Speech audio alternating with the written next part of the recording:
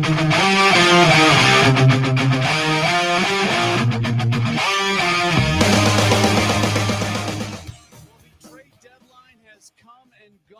guess there's still a possibility that another trade trickles in, but that does not seem overly likely at this point.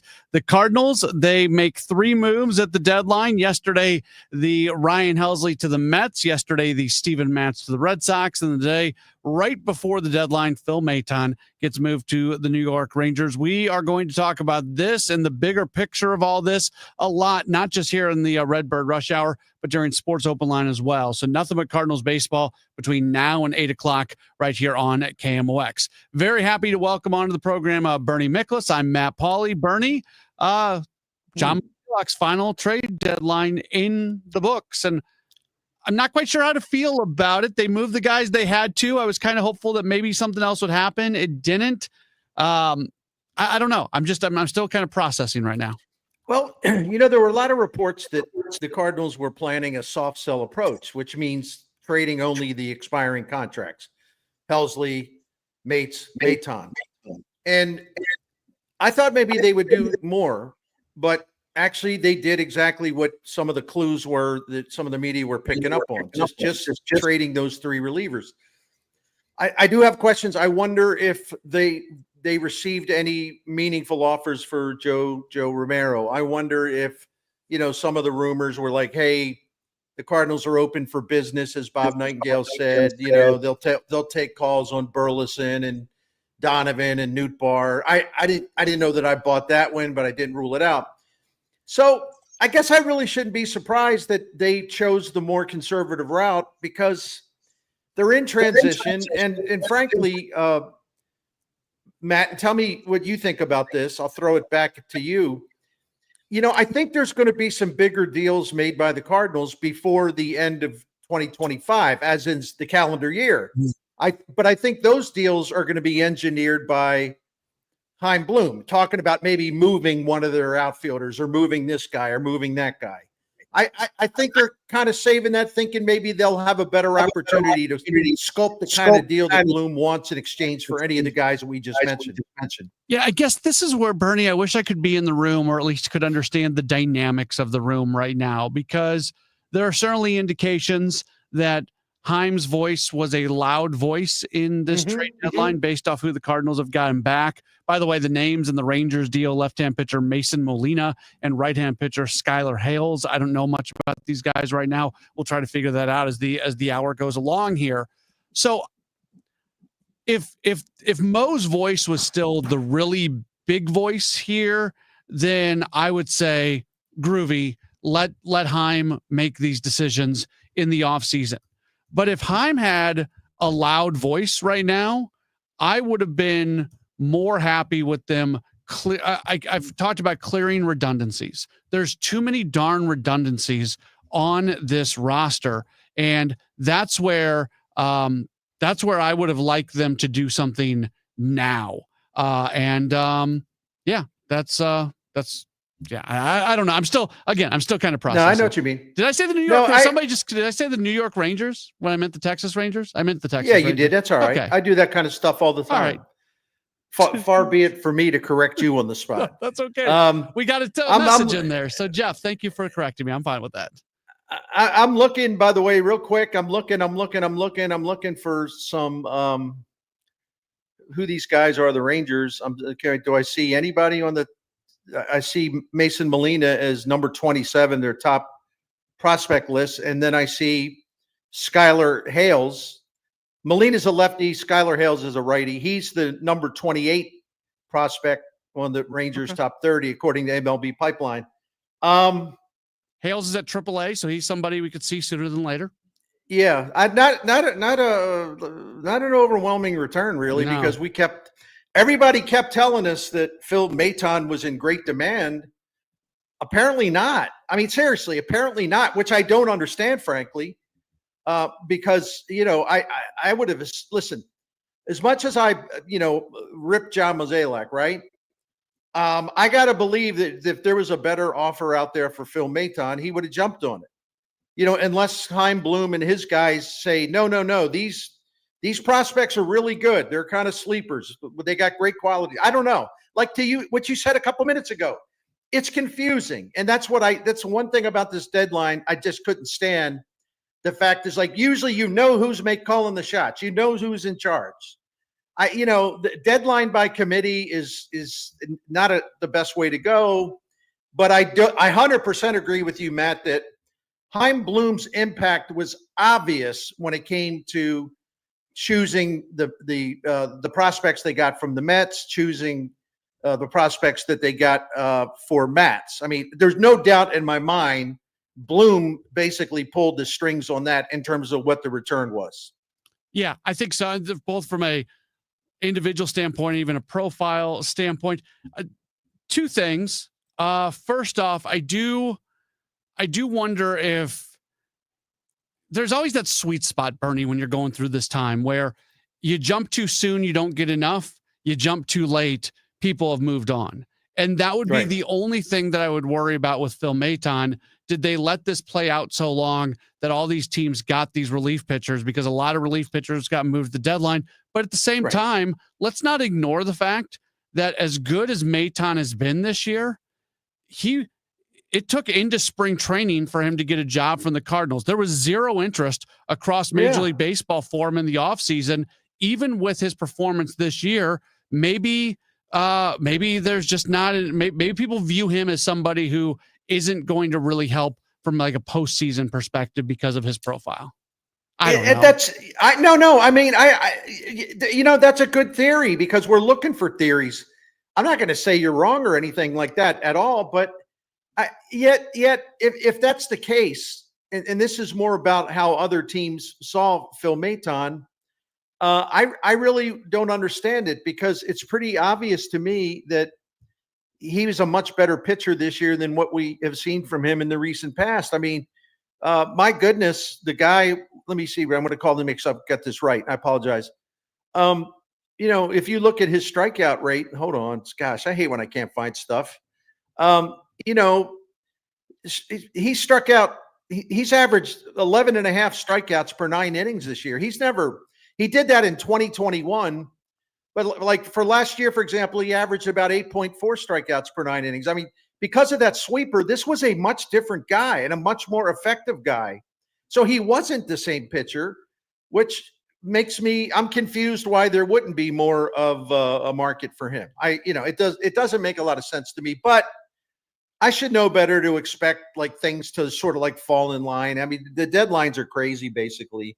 And, we'll see what the Cardinals have. We'll see what they're going to do this winter. Because I would think that, Chaim Bloom's been planting some seeds about revisiting some of their players, putting them available later, where he thinks he can work deals better. And, by then maybe teams will have a better idea on Lars Nootbaar and his health and things like that. They'll have a better idea of knowing whether the Cardinals this is hypothetical, would want to trade a Brendan Donovan. They may not be ready to do it now. They might be ready to do it in the winter. They might be ready to say, hypothetically, trade Gorman in the winter. They're not ready to do it now. And I can understand that, especially if the offers were underwhelming. I mean, why do it now when you're not sure you really want to do it and no one is making you an offer that you can't turn down? So revisit it in the winter. I don't want to see the Cardinals, especially when they're trading like young position player talent, even though, like you said, man, they do have to, relieve these log jams. But you don't want to make a bad deal at the deadline just to do that. You got to try again. You got to take another swing in the winter. I laugh at the absurdity of the day because you mentioned the Nightingale tweet. We wake up to a tweet from Bob Nightingale that says the Cardinals are open for business, and this guy and this guy and this guy might get moved. They're teams are interested. And then at 4:59 p.m., Phil Maton gets moved. That's it. Yeah. That's our day. I wasted my day pressing the refresh button on Twitter. Like, that's the day how it went. Well, I mean, it's not like you had a day where you could go to the beach or something. No. So you're all right. You're right. No, I know. I'm laughing with you. Well, can I tell you the one thing that got on my nerves too, since you just threw yours out? Can I have a minute for that? Yeah. I'm sorry. And I tried really, really, really, really, really, really hard to not just start ripping people for all of these media people, including one in particular in our market, that covers the team for MLB.com, who just kept telling us, oh, a lot of teams are interested in Nolan Arenado. Oh, the Arenado deadline day, there's teams interested. Everybody's saying, there's teams interested in Arenado. How many media people nationally, especially, bloggers and such, we're just constantly churning these stupid Arenado rumors. Yeah. I was really surprised when it was done locally by a writer that I really, really, really respect. We all have bad days. I have many of those. But there was never going to be a deal for Nolan Arenado, especially, not to be cruel, but the man's bat is dead. It's just dead. And he's 34 years old. His numbers are just cratering. His defense is good, but if you look at fielding run value, it's actually down. And he's 34. He's got 2 years left at $42 million, and he's got a no trade clause. So how does that up to? Hey, there's a lot of teams that want Nolan Arenado. I don't know. I cannot stand this kind of stuff when it's so patently ludicrous. Why do people get caught up in this beeswax? I don't get it. We're late for a break, but let me read this one tweet from John Heyman, and we'll go from there. John Heyman 7 hours ago tweeted out, Miles Miklasz recently changed his mechanics and had 3 miles per hour to his fastball, so he may be of interest. We'll leave it at that. I got to tell you, I laughed at that one too. Okay. And of course, everybody starts chasing the tail. Then you have people in the blogosphere covers the Cardinals. Oh my gosh, the Cardinals could actually get rid of Miles Miklasz. At what point? Why would it matter? A team that traded for him is going to say, "Look, we've got some popcorn. We have too much popcorn at our stadium. We'll send you a few cases. That's all you're getting." But people are like hyperventilating over this. That's Bernie Miklasz. I'm Matt Pauley. We got a lot more of this to come. It's the Redbird Rush Hour on KMOX. We all hear the radio ads about the IRS. They tell you to be afraid, to be scared, and they try to frighten you into calling. I'm not here to do that. Tax Relief Advocates is different. TRA is here to tell you that if you owe money to the IRS, whether it's $5,000, $50,000, or $500,000, we have a solution. It doesn't matter if you're sitting in your car, at work, or with your kids. No matter where you are, call now. 800-575-9834. Don't lose hope. TRA can eliminate or reduce what you owe to the IRS. Generous programs are now available that can give you a fresh start. Our passion is taxes and helping individuals fix their IRS problems. We have over 1,000 5-star reviews on Google and an A+ with the Better Business Bureau. You don't need to be afraid of the IRS any longer. End your tax nightmare today by visiting us online at TRA.com or call 800-575-9834. That's 800-575-9834. Tax Relief Advocates. Real solutions for real people. You ever try fixing your car and realize you're missing that one part? Yeah, been there. That's why eBay's my go-to. They've got millions of parts, guaranteed to fit. I'm talking brake pads for when yours have seen one too many miles of stop and go. Oil filters, because you don't mess around with your engine care. Even got this cold air intake on my watch list. I might just go for it. To keep the ride cool and your DIY streak hot. Find all the parts you need at prices you love. Guaranteed to fit every time. eBay. Things people love. Eligible items only. Exclusions apply. Eat up, buddy. It's almost time for school. You take charge of your home. You take charge of your work. Don't forget to take charge of your gut health too with Nature Made Probiotics. Nature Made has clinically studied probiotics that work with your digestive tract's natural bacteria, so you won't miss a beat in your daily routine. Find us in the vitamin aisle. These statements have not been evaluated by the Food and Drug Administration. These products are not intended to diagnose, treat, cure, or prevent any disease. Traffic from the MichaelsFlooringOutlet.com Traffic Center. Well, it's still got a eastbound 44 incidents out there. This traffic reports the service of the Penn Mutual Life Insurance Company. Right lane still closed. Eastbound 44 west of Antire. Traffic's jammed east of 109 there, and then eastbound 44 east of Lindbergh. Just the right lane closed now. A shorter back up there, a short slowdown westbound at that scene, and then from Bowles to west of 141, westbound 44 is heavy as well. Westbound 64 Kings Highway out to Big Bend is crowded from Clarkson all the way to the Boone Bridge, 364 to 70. The heaviest part there. South 170 bogs down south to Delmar. Eastbound 64 east of Clayton Warson through 170s heavy. Southbound 270 Olive down through Ladue, south of Clayton Road through Manchester, a little off the pace. Southbound 55, Gasconade Bates, a little busy. Still sort of slow midway down from M through Highway Z. Eastbound 64, still backed up most of the way from 255 to 159, and westbound still heavy through Greenmount. Chances are you have a lot of people who depend on you, your family, maybe even employees. Life insurance from Penn Mutual can provide you peace of mind and protect the most important people in your life. Ask your independent advisor or go to pennmutual.com/STL. I'm Roger Brand in the michaelsflooringoutlet.com traffic center. You're listening to the Redbird Rush Hour on 104.1 KMOX. It's our trade deadline edition of the Redbird Rush Hour right here on KMOX alongside of Bernie Miklasz. I'm Matt Pauley. Great to have you with us. We're seeing the viewer number right now, and it's about as high as we have ever seen. So we welcome all the people who are maybe trying us out for a first time. We are here every weekday night at 5 o'clock. And we have the Gas House Gang here on KMOX during the 12 o'clock hour. For those of you who love Bernie, which would be just about everybody who's watching right now, Bernie's available over at STL Sports Central, both written and video content. And he's part of the Cardinal Territory podcast with Katie Wu, who was all over this thing today. And also the Seeing Red podcast with our good friend Will Leach. So lots of ways for you to take in Cardinals-related content, and this is a really good time for it. Bernie, I always tell Matt, let me throw something at you. I want to compliment you because when we looked at who the Rangers gave up for Phil Maton, and you mentioned, well, that Skylar Hales guy it's a 28th prospect, the Rangers, number 28 in the pipeline. And you say, okay, like I said, well, it seems underwhelming to me. But as you pointed out, Hales is at AAA, right? Yeah. And this is a guy that was the third reliever taken in the 2023 draft in the 4th round. So he's drafted early. And he throws between regularly 94, 97, but he hits 100 miles per hour. So he's got nasty stuff. I'm not sure why he's rated so low unless the Rangers have a lot of prospects.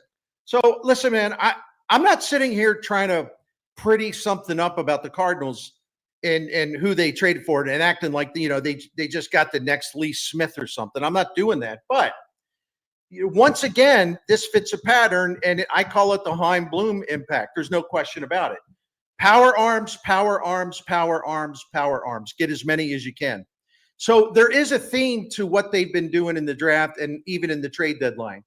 Get the power arms. We need to increase our strikeout capability. We need guys who have stuff. And like this Skylar Hales guy fits that. And the lefty that they got in this deal, Mason Molina, he's a guy who has been, he had an injury in college, but he's a guy that's been ratcheting up his velo as well. And he's a lefty, so we'll see.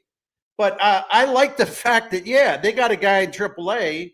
The Cardinals, he'll go to Memphis for a while, but, I mean, he can sling it about 98 miles an hour. I like that because, to me, that's a Chaim Bloom pick right there. Yeah, his numbers at AAA this year are pretty ugly.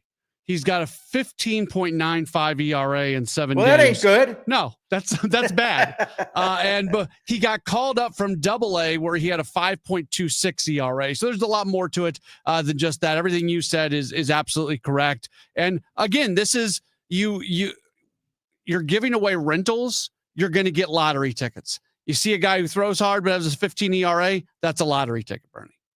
Right. So I think they're looking for a profile more than anything that has to do with stats, right? Because Chaim Bloom and Rob Cerfolio and Matt Pierpont, who's the pitching coordinator, I think they're really confident that they can make guys better. And let's face it, in a short time, they made guys better who were pitching at Memphis. They really did, if you think about it.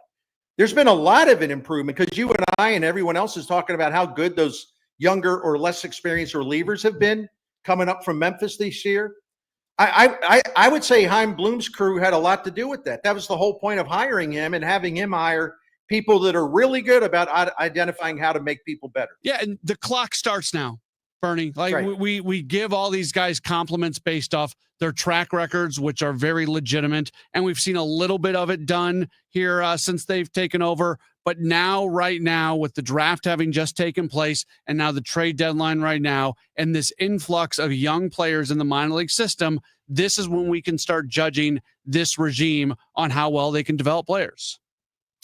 Yeah, and, in the trades yesterday, the Cardinals, they got 3 guys that now immediately entered their top 30 prospect list at MLB Pipeline.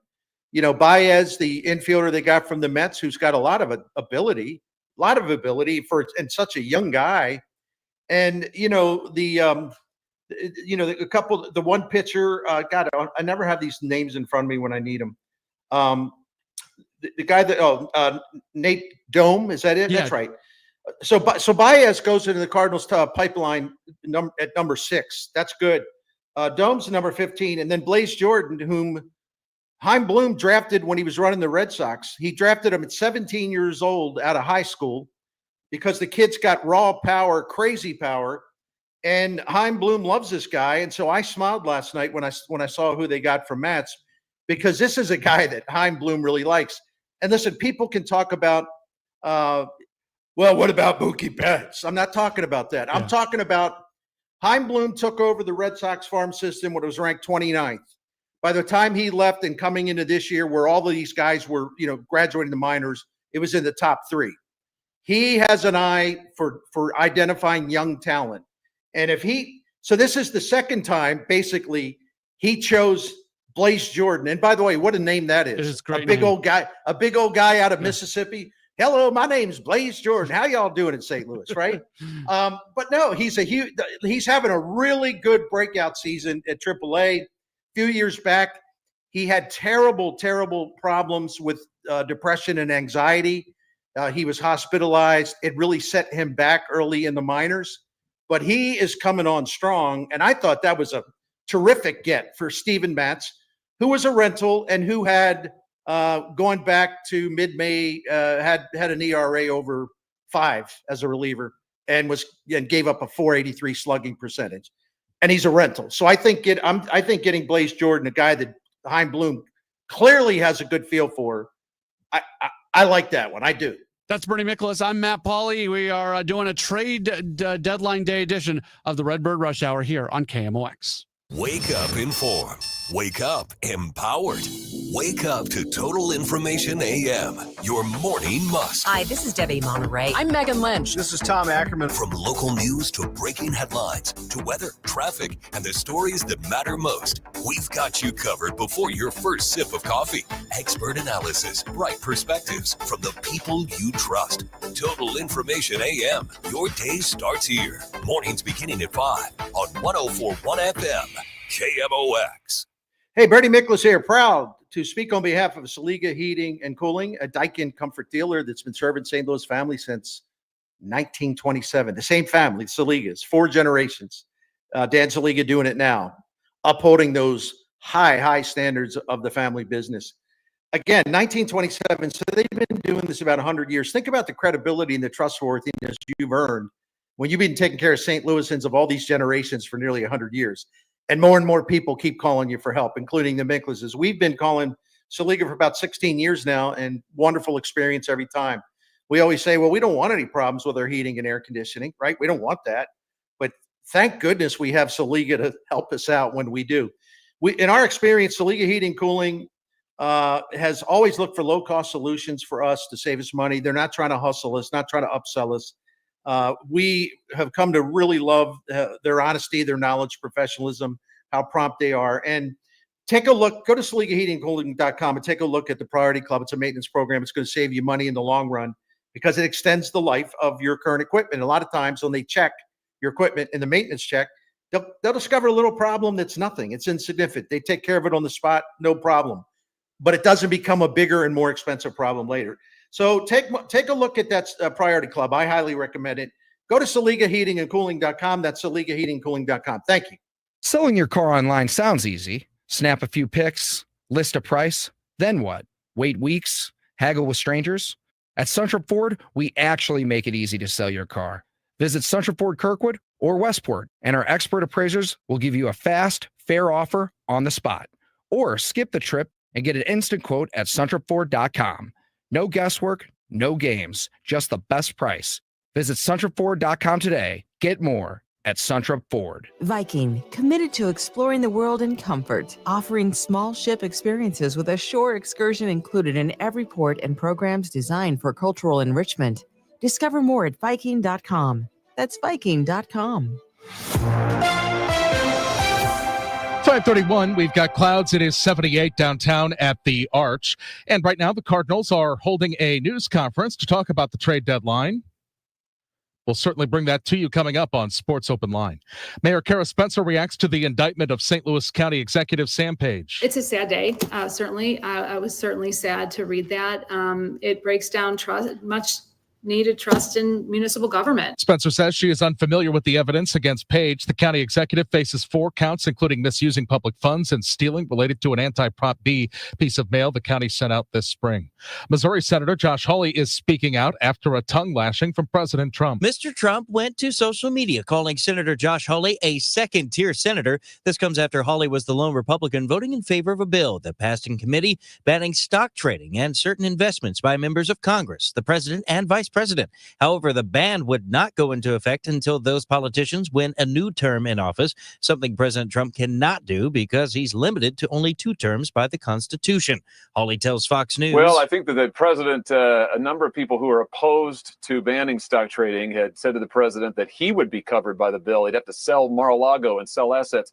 Not the case at all. The president and the vice president, all their assets are totally exempted. The Honest Act now heads to the full Senate. Stuart McMillan, KMOX News. The Kansas City Chiefs are evaluating 2 options before deciding on their future home. Chiefs CEO Clark Hunt tells MissouriNet CEO KFEQ and St. Joseph that the Kansas offer would provide financing needed to build a new stadium. And our priority on the Missouri side has been a renovation of GHA Field at Arrowhead. So those are the 2 primary options. Hunt says there is a sense of urgency since the Arrowhead lease expires in the spring of 2031, and it takes 4.5 to 5 years to build a new stadium. I think anybody who's been coming to Chiefs games for decades understands what a special stadium GHA Field at Arrowhead is. And, it's fun being here at training camp and getting to interact with our fans.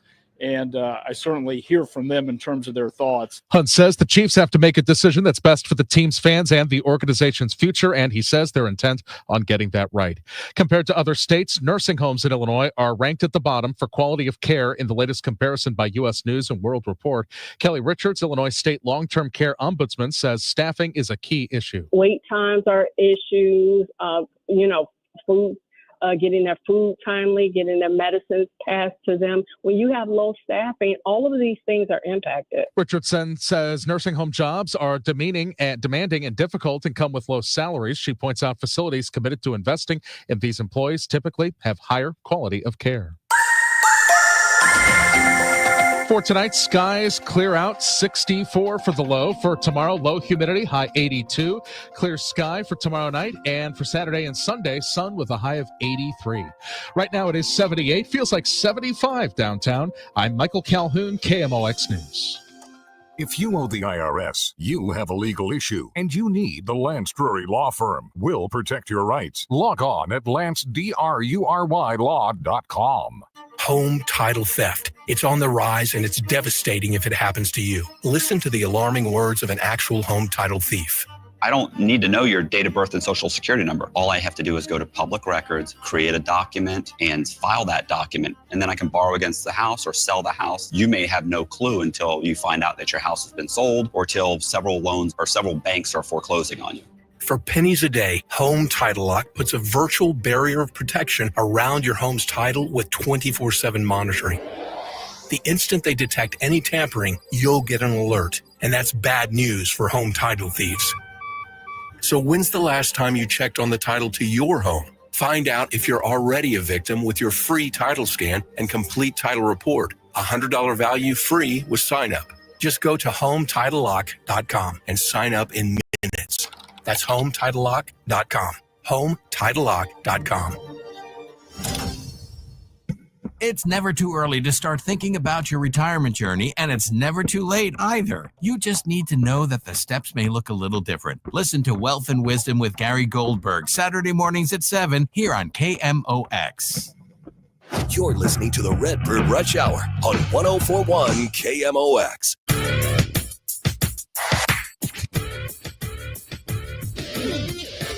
It's the Redbird Rush Hour right here on KMOX alongside of Bernie Miklasz. I'm Matt Pauley. By the way, John Mozeliak is speaking with the media right now. We plan to play some of that audio for you during Sports Open Line. So if you want to hear what he had to say about this trade deadline, we'll have that for you. I was just kind of listening in a little bit during the break, and I heard him saying that they weren't overwhelmed by any of the offers they had for the position players, and that's why none of them got moved. It is time for our Game Day Men's Health Peak Performer. Games Day Men's Health, get back to the top of your game. Bernie, I'm not going to do it based off what he's done this year, but just in appreciation of everything that he's done. Going to go with Ryan Helsley because he leaves the Cardinals as somebody who led the National League in saves and set a single season record and did all these wonderful things. He's one of the all-time saves leaders in the organization, one of a handful of players to have more than 100 saves with the Cardinals. So this is just an appreciation of Ryan Helsley. And also, I don't know how much this matters to people listening, but as somebody who covers the team and is in the clubhouse, he was an absolute pleasure to work with on an everyday basis. So this is a Ryan Helsley appreciation Game Day Men's Health Peak Performer. Well, I'll co-sign on that one. A totally classy guy. His teammates loved him. He was good at his job. You know, it's a guy that never complained about anything. I think he would go out of his way to help people all the time. And the Mets are getting a really big time class act, so they better take good care of them. I think they'll be really happy with him, the way he handles himself. And you know, it's interesting. You know, he's going there, and although he will close some games, I guess when Edwin Diaz can't go, I mean, he's going to be a setup man to start. You know, that Mets bullpen is ridiculously deep now after some of these trades. Good luck to Ryan Helsley. I think Ryan Helsley is going to be really good in New York. I hate even saying what I'm about to say because I have full confidence that he's going to be good. But sometimes, Bernie, we do see situations where somebody moves out of a certain role and it doesn't fit them. Ryan Helsley's been spending the better part of the last few years with the lights dropping and loud music and a show and everything when he comes in. And now he's not going to have the ninth inning anymore. I do wonder how he kind of mentally, emotionally connects with not being a closer. You know, that's a great thing that you bring up. And as you were talking, I sort of was processing what you said right away and kind of and let me build on that. Think about how Ryan Helsley left St. Louis in terms of, okay, he was, by his standards, his season this year was not close to being dominant as it was last year. There were a lot of red flags, so to speak, nothing really glaring, but you know, strikeout rate down, swing and miss rate down, walk rate up, you know, things like that. And of course, the fastball was just getting smacked around because it was flat. Okay, so maybe one of the reasons why there wasn't people rushing in to get the Cardinals like these incredible offers for Helsley, they had some concerns about him. All right, is he going to be okay? Like, what's up? He wasn't all that hot in St. Louis. Well, he's going to be pitching in really big games for the Mets, really big games to help them win the NL East and then to take them into the postseason. And if he has a lights out postseason, his value as a free agent will soar. So I wish him the best on that because people need to see how good he really is. He had a little bit of a down year, but he can change that with his performance with the Mets. There's a scenario where Phil Maton is the closer in Texas and Ryan Helsley is not closing in New York. Isn't that weird? Yeah, that's the way things work sometimes. And I wonder what the chances are that one of them or both of them would actually re-sign for the Cardinals. With the Cardinals, it's probably a long shot with Helsley, but I think maybe not so much with Maton. I think there's a good chance Maton's back next year, but they need a guy like that. Last year was Andrew Kittredge. This year's Maton. I think there's a possibility. We'll continue that conversation, but right now it's 5:40. Let's go ahead and get our check of traffic. Traffic from the MichaelsFlooringOutlet.com Traffic Center. This traffic report's a service of Financial and Tax Strategies. Looks like they have everything wrapped up. They cleared that earlier car fire eastbound 44 west of Antire. There's still a jam, though, east of 109 to the Merrimack River. Opens up by the time you get to Lewis, and westbound still slow from Bowles to west of 141. The crash east of Lindbergh looks like it's no longer an issue. Westbound 64 Science Center out to McCausland's a little busy.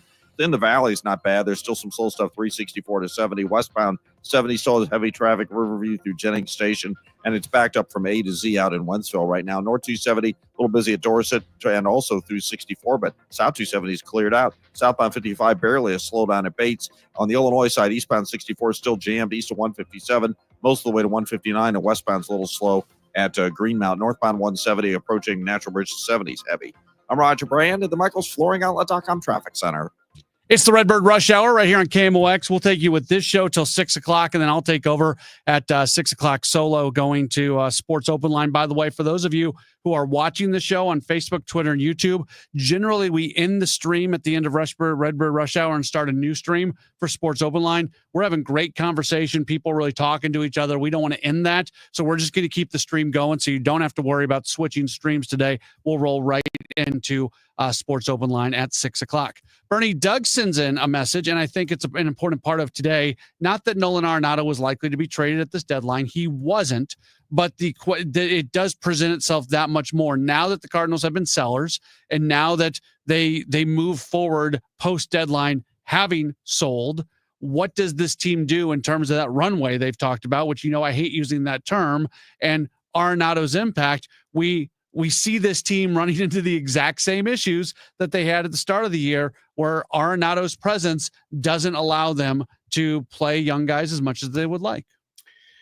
It's a great question, and the Arenado problem just won't go away. Listen, he feels bad about this. It's not good for him. It's not good for the Cardinals. I would be remiss if I didn't point out, he could have ended that by saying yes to the Astros. He completely miscalculated what the Astros' intentions were, and he basically didn't believe them when they say, no. We are. I know we traded Kyle Tucker. We are trying to win. I'm telling you, we will try to win. Our owner is wired that way, and they were telling the truth. And now he's stuck here in St. Louis. I mean, it's really a shame, and I bet you he would do it differently this time. However, that doesn't change the reality of the situation, which is a bad situation. I'm not saying he's a bad guy, but he is done as a major league hitter, and his defense is good, but it's not great as it used to be. No one's going to give you $42 million for a guy who plays good third base but can't hit anymore. And they're certainly not going to give you any prospects. And Bill DeWitt would probably have to eat the entire contract, just about what's left of it, to get a deal done. So it might start with it's going to be up to Bill DeWitt and Nolan Arenado. Number one, Nolan Arenado can't be so fussy about where he wants to go. I mean, he's not at Nolan Arenado anymore. He's a shell of himself offensively. So he's going to have to relax like his wish list and all that stuff and expand it. If the Cardinals really want to do something to alleviate this and make to get him on the runway as in to another team, well, Bill DeWitt's going to have to step up and eat a lot of that $42 million that's left after this year, because it doesn't get done unless he does that. And I think this will be a big litmus test for Bill DeWitt. I really, really do, because it's the only way. It's the only way you're going to clear space and not have to deal with, okay, what do we do with Nolan Arenado? He's blocking this guy. He's blocking that guy. They could DFA him. I don't think they'll do that, but they could. That's another thing. And sometimes you DFA a guy that sort of draws other teams out of the woodwork. So we'll see. It's not a good situation. There's no easy answer. I feel like, look, at this point, as you said, there's no sign of his bat recovering. It has been in decline multiple years now, and he's having his worst offensive season, both from a baseball card number standpoint and from an underlying number standpoint. So there'd be no reason to believe that, especially here in St. Louis, he's going to be able to come back and turn that around. There were and I'm not saying I thought he was going to get traded. I didn't. Right. There were teams out there that needed a third baseman. The Astros, the Dodgers, the Brewers. Like, there's teams out there that were in the third base market.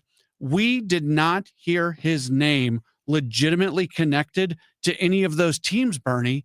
And if you're willing to eat some of the money in the offseason, where teams are going to have an abundance of options on what they can do at third base, why wouldn't you be willing to eat a whole bunch of that money now, where there's a little bit more urgency to it? Well, exactly. And again, I don't know if anyone was even kicking the tires. Frankly, I didn't believe the media reports. I was highly skeptical. But a bunch of third basemen moved during this trade deadline window, a bunch of them. And, so every time a third baseman moved, it meant among those many teams that were looking for one. All right, they missed out. So that would be the time to go call the Cardinals and say, what about Nolan Arenado? Nobody really did that.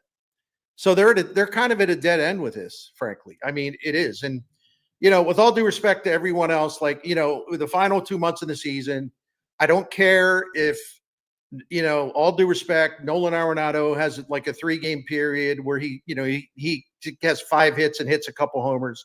Oh, wait a minute. Oh, wait a minute. He found something. Watch out. There's going to be a revival. I don't want to hear that. Okay.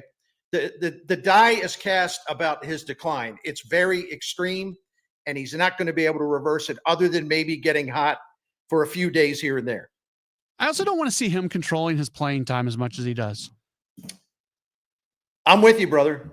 Speak some more. I'll back you up on that. Give him days off and don't let him talk his way into the lineup. It's really simple. I can speak more on it, but I don't think I need to. It's a really simple concept. Well, 100% Matt Pauley is correct. And I will say, if Oli Marmol's the manager next season, and at this point, I have every reason to believe he will be. I mean, it's not set in stone. Oli Marmol is going to have to take a different approach, because Oli Marmol is going to they're not going to make any big additions this offseason unless they trade, a couple of maybe the players that people want, and maybe they can acquire a young major league starting pitcher. I'm just giving you a hypothetical, but Oli Marmol's just going to have to say no. Yeah, he is going to have to put Arenado on a schedule where Arenado really doesn't play nearly as much as he wants to, and he cannot. This sounds terrible, but he just can't kind of succumb to the idea of this is a future Hall of Famer and yada, yada, yada. No, you can't do it. You got to say no. And you got to fill up the lineup card in a way that is going to expedite what you're trying to do, which is to get young players, find out more about them and find out, who's our next third baseman? You got to do that. That's much more important than his feelings. I hate to sound callous, but it's true. It's Bernie Miklasz, the callous one. No, I'm kidding. That's Bernie Miklasz. Yeah, I'm Matt Pauley. One more break. We'll come chin back. Music, baby. I fire the chin music. For those of you listening on the radio, Bernie's wearing a chin music hat today, which is a really good looking hat. I like that. We're back with more in just a moment here on KMOX. When you're injured on the job, you need more than just a workers' comp lawyer. When you need a fighter, you need us. Morgan & Morgan, America's largest injury law firm, for the people. Visit forthepeople.com for an office near you. Renewal by Andersen is the #1 window and door brand for customer service. Schedule your free inspection today. Just dial pound 250 on your phone and say the keyword windows. That's pound 250 keyword windows, or head to rbastl.com. Straight Realty has always been an industry leader when it comes to commissions, so it should come as no surprise that the recent Realtor settlement has only empowered us to continue offering our sellers even better rates. We now list homes for only 2%. Hi, I'm Christina Straight, owner of Straight Realty. Call me, 314-441-4444. Why pay more than 2? You can also listen to my podcast on my website, straightrealty.com. Commissions are not regulated and are negotiable. Straight Realty is a licensed broker in the state of Missouri. I'm Ed Evans, CEO of Consumer Cellular. We're dedicated to serving people 50 and up like me. Our needs are different. Big Wireless wants us in an unlimited plan, but if you're not using all that data, you're probably getting used. At Consumer Cellular, we're focused on affordable, reliable plans, including data that suits your needs, not ours. Our plans start at just $20, and you'll get the best customer service in the business. Call 1-888-FREEDOM, visit consumercellular.com/fax or a store near you. Plans include $5 credit for auto pay and e-billing. See site for additional facts. Now is the perfect time to start on your next success. Apply now and save with no application fee. Classes start August 13th. An accredited state university, University of Maryland Global Campus, offers online and hybrid courses. Plus, you can earn up to 90 credits toward a bachelor's for prior learning and work experience, or transfer up to 12 credits towards a master's. Learn more at umgc.edu. Certified to operate in Virginia by Chevy. Traffic from the MichaelsFlooringOutlet.com Traffic Center. Well, we're doing a lot better out there now. There's still some slow traffic, though, on westbound 44 from Bowles to just west of 141, and eastbound Bowles into Mirage a little heavy. That's just the volume that's coming in from out west where we had that earlier vehicle fire before Antire. South 170 still bogged down at Brentwood. Eastbound 64 a little backed up right through the 170 area. Westbound 64 is still slow from 364 to 70. Westbound 70 is still a little busy at the city limits, and it's backed up from A to Z in the Wentzville area. North 270, the right lanes north of Dorset, midway up to 70, still slow, and eastbound 64 still backed up east of 157 through into 159. I'm Roger Brand at the Michael's Flooring Outlet.com Traffic Center. This is the Redbird Rush Hour on 104.1 KMOX. That's Bernie Miklasz. I'm Matt Pauley. We are so glad that you've chosen to spend part of your day with us today. Hopefully you keep doing that. We're with you till 8 o'clock. At least I am. We're doing Cardinal stuff all the way till 8 o'clock tonight with Sports Open Line beginning after the 6 o'clock news. Bernie, literally, this was the thing I was going to lead with, and we have organically gone to so many different places. Here with like 3 minutes left in the show, I'm finally able to get to what I was planning on leading with today. It has become increasingly clear to me that they are making decisions that are going to impact the Cardinals long term, and what they're doing today and what they did today. It's not about 2026. It's not about a quick turnaround. I'm not saying they're not going to try to maybe compete next year. I'm not even saying they're going to spend no money this offseason. I have no clue what they're going to do next year, but the majority of their focus right now is on the bigger picture, long-term. Busch Stadium being empty, be darned. They are going to do what they feel they need to do for the long term. I did a video on this this morning on STL Sports Central, and I basically said, look, Chaim Bloom was clearly picking the prospects that they got in return. And by the way that he approached this, it's very clear to me that the Cardinals, well, he's going to be in charge if he's not in a way already. The Cardinals are going to rebuild. Now, as soon as you say rebuild, people assume the worst. Oh, what? They're going to tear it all down? They're going to blow it all. I didn't say that. A rebuild does not mean you're blowing up everything. It means that you're being very selective about how you move forward, and all of your focus will be on the future and accumulating so much prospect capital that it's going to help you. It'll take a while. It's going to help you at the major league level, your club, but that capital can also be traded to make some bigger deals for established veteran players. They're entering a rebuild phase, and my hope for them, as I said, and I also said this in a column I wrote, they need to tell the truth to the fans. Yeah. They need to just be straight up about it, because the message should be, say, look, we've put this off for a long time. Look at where we are. We've got the 22nd best winning percentage in baseball the last 3 years, okay? We're now chasing 3 teams in the NL Central. We can't stay in this pattern in the middle. We have to go through this, and we're going to come out of it as a much better team. And that they need to be straight with it. Because why try? Their fans aren't going to fall for it. Well, no, we still intend to compete. Fans don't want to hear that anymore. I expect Chaim to have some candor in his first media conference at the end of the year. A trade for another team in the division just came in. I had to laugh. I just saw the notification on my phone. Shelby Miller and Jordan Montgomery to the Milwaukee Brewers. Well, that's an interesting one, because Monty, that's like a future move, right, for next season. Yeah. And see, but that's Matt Arnold. The reason why the Cardinals, one of the major reasons they're in the shape they're in, is because Matt Arnold runs the Brewers, and before that, David Stearns, and they just lap circles around. Frankly, they do. The front office operations in Chicago and St. Louis and Cincinnati. I mean, they're like 5 steps ahead of everybody else.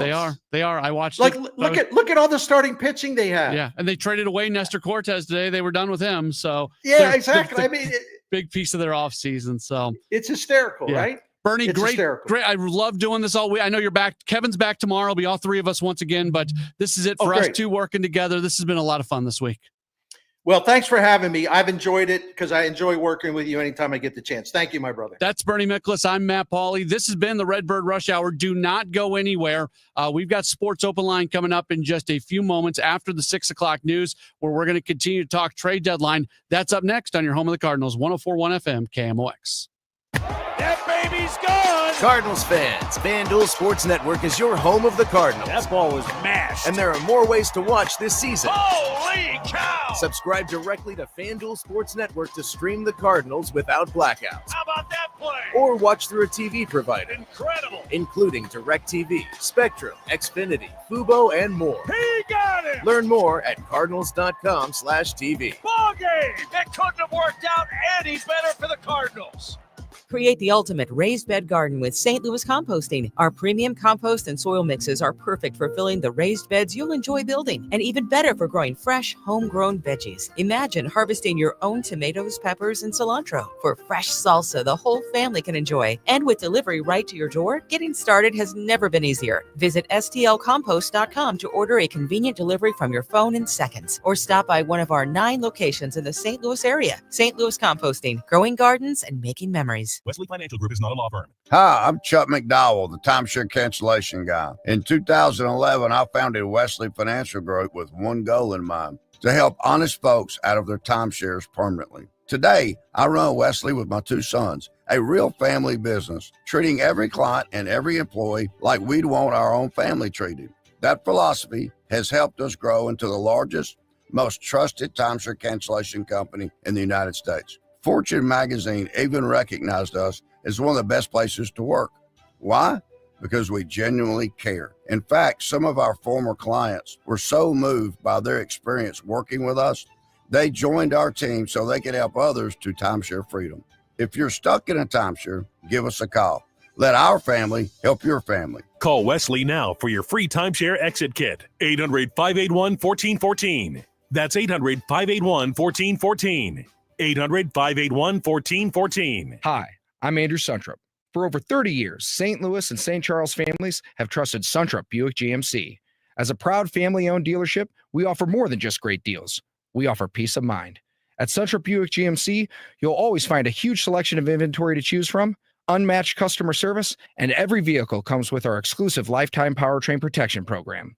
Visit in store or online at suntrupbuickgmc.com. Save more at Suntrup Buick GMC. The KMOX City SC Soccer Showcase, presented by Michelob Ultra. Heads to Hot Shot Sports Bar and Grill on Lindbergh Thursday, August 7th. A limited number of fans can get an autograph or a picture with City SC defensive midfielder Jake Gerwood-Reich. Register to win great prizes. Enjoy great food and a cold drink. Hot Shots on Lindbergh, the place to be Thursday, August 7th from 6 till 8 p.m. for the City SC Soccer Showcase, presented by Michelob Ultra. For more info, KMOX.com/events.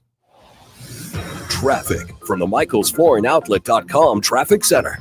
Well, traffic's looking a lot better around the area. 44 is usually an Idaho highway that has delays, but we've had them tonight. Now, it's a lot better than it was, but westbound 44 is still slow, approaching 141 to a point about maybe a mile west of there, maybe not quite, but just slow traffic instead of jammed. We've had numerous incidents earlier on 44. They've all been cleared, and eastbound still a little busy between Bowles and Miraz on 44 as well. Southbound 170 slow from Brentwood down to 64. Eastbound 64 from that 170 area to Big Bend's a little busy. There's still a brief slowdown at the Boone Bridge, and out west, it's still bogged down the whole way from 364 on out to Highway 70. Westbound 70 is wide open until you get out to almost 61, so let's call it west of A to Z. It's a little heavy there. Southbound 270, the exit lanes from the Rock Road to 70 are slow. Looks like we have an incident now, a crash. North 270 north of Dorset with a lane block. Traffic's backing up at Dorset on northbound 270 and eastbound 64. Still delays about midway in from 157 through 159. I'm Roger Brand at the MichaelsFlooringOutlet.com Traffic Center.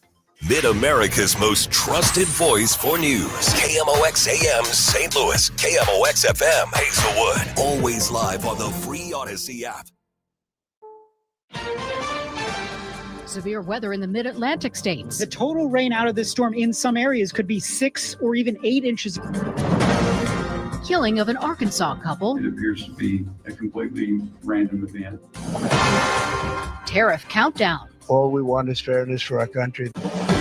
This is the CBS World News Roundup Late Edition. I'm Jennifer Kuiper. On the East Coast, relentless rain prompts flash flood watches and warnings along the I-95 corridor from Maryland to New York. CBS News Philadelphia meteorologist Bill Kelly. We're going to see more flash flood warnings. Almost every single place has gotten rainfall. We've got a flash flood warning for that potential for either flooding to happen or it's already ongoing. CBS News meteorologist David Parkinson. There's also wind associated with this. We've seen 60 to 70 mile an hour wind gusts. We've seen a water spout in the Baltimore area, and we've seen a tornado warning in New Jersey. I would expect to see at least a couple more severe cells on top of the flooding rain and the lightning that we're going to be seeing over the next several hours. During hearings in Kerrville, Texas, the epicenter of the deadly Guadalupe River flooding, state lawmakers have heard from Kerr County Emergency Management Director William Dub Thomas. He says he was on sick leave and slept through the crisis. I stayed in bed throughout July the 3rd and did not participate in the regularly scheduled 10 a.m. and 3 p.m. Texas Emergency Management Coordination Center coordination calls. Some residents also told lawmakers that no one came for them. Police in Arkansas are trying to determine a motive for the killing of a married couple on a hiking trail over the weekend. State Police Colonel Mike Hagar said evidence points to 28-year-old schoolteacher Andrew McCann as the person who killed Clinton Brink and his wife Kristen Brink. Our suspect's DNA has been a positive match. Hagar said McCann has confessed. Two of the couple's three daughters, ages 7 and 9, were with their parents at the time, but were not hurt and are being cared for by family members. Christopher Cruz, CBS News. Tomorrow is President Trump's deadline for tariffs to go into effect for nations that have not struck a deal with the U.S. except Mexico, which has been given another 90 days. Trump says it may be hard to strike a deal with Canada after it has said that it might recognize a Palestinian state. Well, they have to pay a fair rate. That's all. It's very simple. CBS's Willie James Inman. The president continues to be engaged with world leaders who continue to call and press him for potential deals. Because remember, those letters the president has said were essentially the deals, but the countries in question here, a lot of them are seeking to perhaps get a discount on those tariff rates that the president has set. Stocks fell on Wall Street. Now this. Progressive Insurance, with insurance for cars, home, boat, motorcycles, RVs, and commercial vehicles at 1-800-PROGRESSIVE and Progressive.com. At 6:03, it's a cloudy sky. Right now, 77 degrees downtown at the Arch. Baseball's trade deadline has come and gone. Cardinals president of baseball operations, John Mozeliak, shares how he feels about the team's moves. Obviously, we went into this focused on trying to move the contracts that are expiring. And so with Helsley, Matt, and Maton, we were able to accomplish that. More coming up with Matt Pauley on Sports Open Line. Mayor Kara Spencer says the indictment of County Executive Sam Page is a sad day for local government in the St. Louis region. Anytime a member who is trusted by the voters of their community to serve in a leadership capacity, and you see these types of headlines, it is unfortunate, and it does erode much needed trust in the local government. Spencer declined to comment on the facts of the case, saying she's unfamiliar with the evidence against Page. And I am pleased that finally they are enforcing the law and that Sam Page is being held accountable. Government watchdog Tom Sullivan speaking with KMOX after the indictment. He was the one who submitted the complaint with the state about Page sending out a campaign mailer using county funds. So like I said, I'm glad that the law is being enforced, but I don't think this is anything to be happy about. This is the second county executive in a row that's been indicted, and that is certainly doesn't reflect well for the county. And one way or the other, this needs to get resolved. St. Louis City will soon begin collecting on long overdue water bills. Around 13,400 households in St. Louis City are behind on their water bill to a total tune of $12.6 million, or around $940 per household that is currently behind. Water Commissioner for St. Louis City, Niraj Patel, tells KMOX in about a month, that moratorium will be lifted. The one that was instituted back in 2020 is lifted on September 1st. Our plan is not to go out there and shut all our water customers off, who have delinquent balances. Patel says those impacted by the tornado from May will be exempt from the moratorium being lifted. He also says that they will not be immediately implementing water shutoffs on people who are behind, but instead working to get them on repayment plans, which he says will be generous and long-term plans.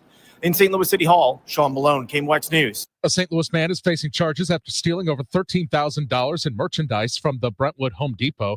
Prosecutors say Jeremy Denzel Booker used fake price tags and selective self-checkout scanning in dozens of small transactions from December through July. He was cited in May but continued stealing, allegedly. Booker, who has a prior theft conviction, is now held on a $25,000 bond. Opening day is announced for a new amusement park in St. Louis. Workers putting the finishing touches on 3 new rides located in what's called Wheel Park at St. Louis's Union Station. Spokesman Karaman Schofel says it includes a family-style roller coaster called Locomotion. Spinning roller coaster that's kind of a train-themed, fun for all ages. We've got the Flying Louie, which is kind of like the pendulum ride, kind of a pirate ship type feel. Very cool, very fun for families as well. And then the Wave Swinger. That's those classic high swings that go in circles. To ride all 3 of the new rides a single time is $22.33. Wheel Park at Union Station will be open daily 10 a.m. to 10 p.m. and for the first time Thursday, August 28th. Stuart McMillan, KMOX News. Time to get a check on the drive. Roger Brand, what is the latest? Well, we got a crash in Maryland Heights right now, Michael. This traffic reports the service of S&O Coins. It's North 270 north of Dorset. The right lane's closed and traffic's jammed back south of Dorset on northbound 270 as you're headed into Maryland Heights. Just be prepared for that. Other than that, most of the rest of the traffic's winding down, just a little heavy. Westbound 70 past 61 and Z, westbound 64. That's still slow. Lake St. Louis Boulevard out to 70, westbound 44. Barely a slowdown west of 141. That's pretty much back on track. And then there's still a little bit of a roadwork delay eastbound 64 midway in from 157 to 159. I'm Roger Brand in the MichaelsFlooringOutlet.com Traffic Center. What a nice change in temperatures, though the humidity is still high. That takes a little bit of time to bleed out of the atmosphere, but our temperature is a good 20 degrees cooler than the last several days. Skies will clear out overnight tonight. Evening temperatures, low 70s, 64 for the nice overnight low. Again, a slow drop in humidity overnight. Friday, all about sunshine, lower humidity, wonderful. 82 for the high on Friday. Friday night, clear skies, delightful. 61 for the overnight low. Evening temperatures primarily in the 70s. The weekend, first weekend of August, Saturday, sunny and nice, 83. Sunday, sunny, also 83. We will start to see a bit of an increase in the Canadian smoke from the wildfires up there. Should not reach ground levels, but should give us some pretty good sunsets over the weekend. I'm meteorologist Dave Murray on 104.1 FM, KMOX. We've got 77 degrees right now, and it feels like 74 downtown at the Arch. I'm Michael Calhoun, KMOX News. Come on, let's get going now. From KMOX Sports. We're primed and ready. All day, baby. Man, let's go. This is the Great Bar Sports Open Live. Great Bar, your distributor for electrical and datacom needs on 104.1 FM, KMOX. All right, here we go. Welcome in. It's the Great Bar Sports Open Line right here on KMOX. My name's Matt Pauley. I'll tell you what, it's a busy day. We've got a lot coming up on the show today. As always, if you want to chime in, you can do so. There'll be some opportunities to call in later on, 314-436-7900. You can always text in at that number, 314-436-7900. You can tweet at me at Matt Pauley on air, MattPauley on air. And for all the folks, and we have a lot of people, for all the folks who are watching the video stream, you can leave a comment in the chat, and we will get to that as we move along today. John Mozeliak, the Cardinals president of baseball operations, just met with the media on a Zoom. It wrapped up 5-10 minutes ago. We're going to play some of that for you coming up in our next segment. So if you want to hear from Mo and his thoughts on what just occurred with the trade deadline, we'll have that audio coming your way in just a few moments here on the program. Also, we are going to be joined by Brian Walton at 6:35. He is the proprietor, the lead, the head honcho, we'll call him that, over at thecardinalnation.com. We'll talk with him about his thoughts on the trade deadline. Our guy Kevin Wheeler is going to join us from the road. We'll get his thoughts on everything. He's been out of town. This is prime Kevin Wheeler time, trade deadline. And, he's a dad, and he had to do some dad stuff down with his daughter in North Carolina to help her move. So he hasn't been here, but he and I will have a good long conversation just after 7:00. And then I think this guy's going to be making his KMOX debut. For those of you who follow along on the interwebs, I guess you could say, on social media, Kyle Reese, who does a lot of stuff there on He's all over the place. He does podcasts, he writes, he does a lot of stuff, especially focused in on Cardinals prospects. We're going to let Kevin and Kyle onto the program at about 7:35. So we are excited for that coming up in just a little while. So yeah, we've already, you know what? That's the best response we've already gotten as we've got BuckU_TV saying Kyle is a legend. I agree. Kyle is. So make sure to stick around. Kyle's going to be with us at about 7:35. Looking forward to hearing what he has to say. I also laugh. Graham sends in a message. Imagine being a Pirates fan right now. Yeah. So this is where when people really start going off on the Cardinals as being this terrible organization and they don't win anything and they don't know how to run things, yada, yada, yada. I'm not telling you that the Cardinals have been great here recently. They haven't. We've well established the fact that they lost their way a little bit and they're trying to fix that. And the group with Heim Bloom and Rob Cerfolio and everybody, they're doing a lot of work to try to do that. And I give them all the credit in the world. But the Cardinals have a path and the Cardinals have resources, and the Cardinals, I think, are going to be a team that's going to be back winning at a high level in the relatively near future. I can't put a date on it.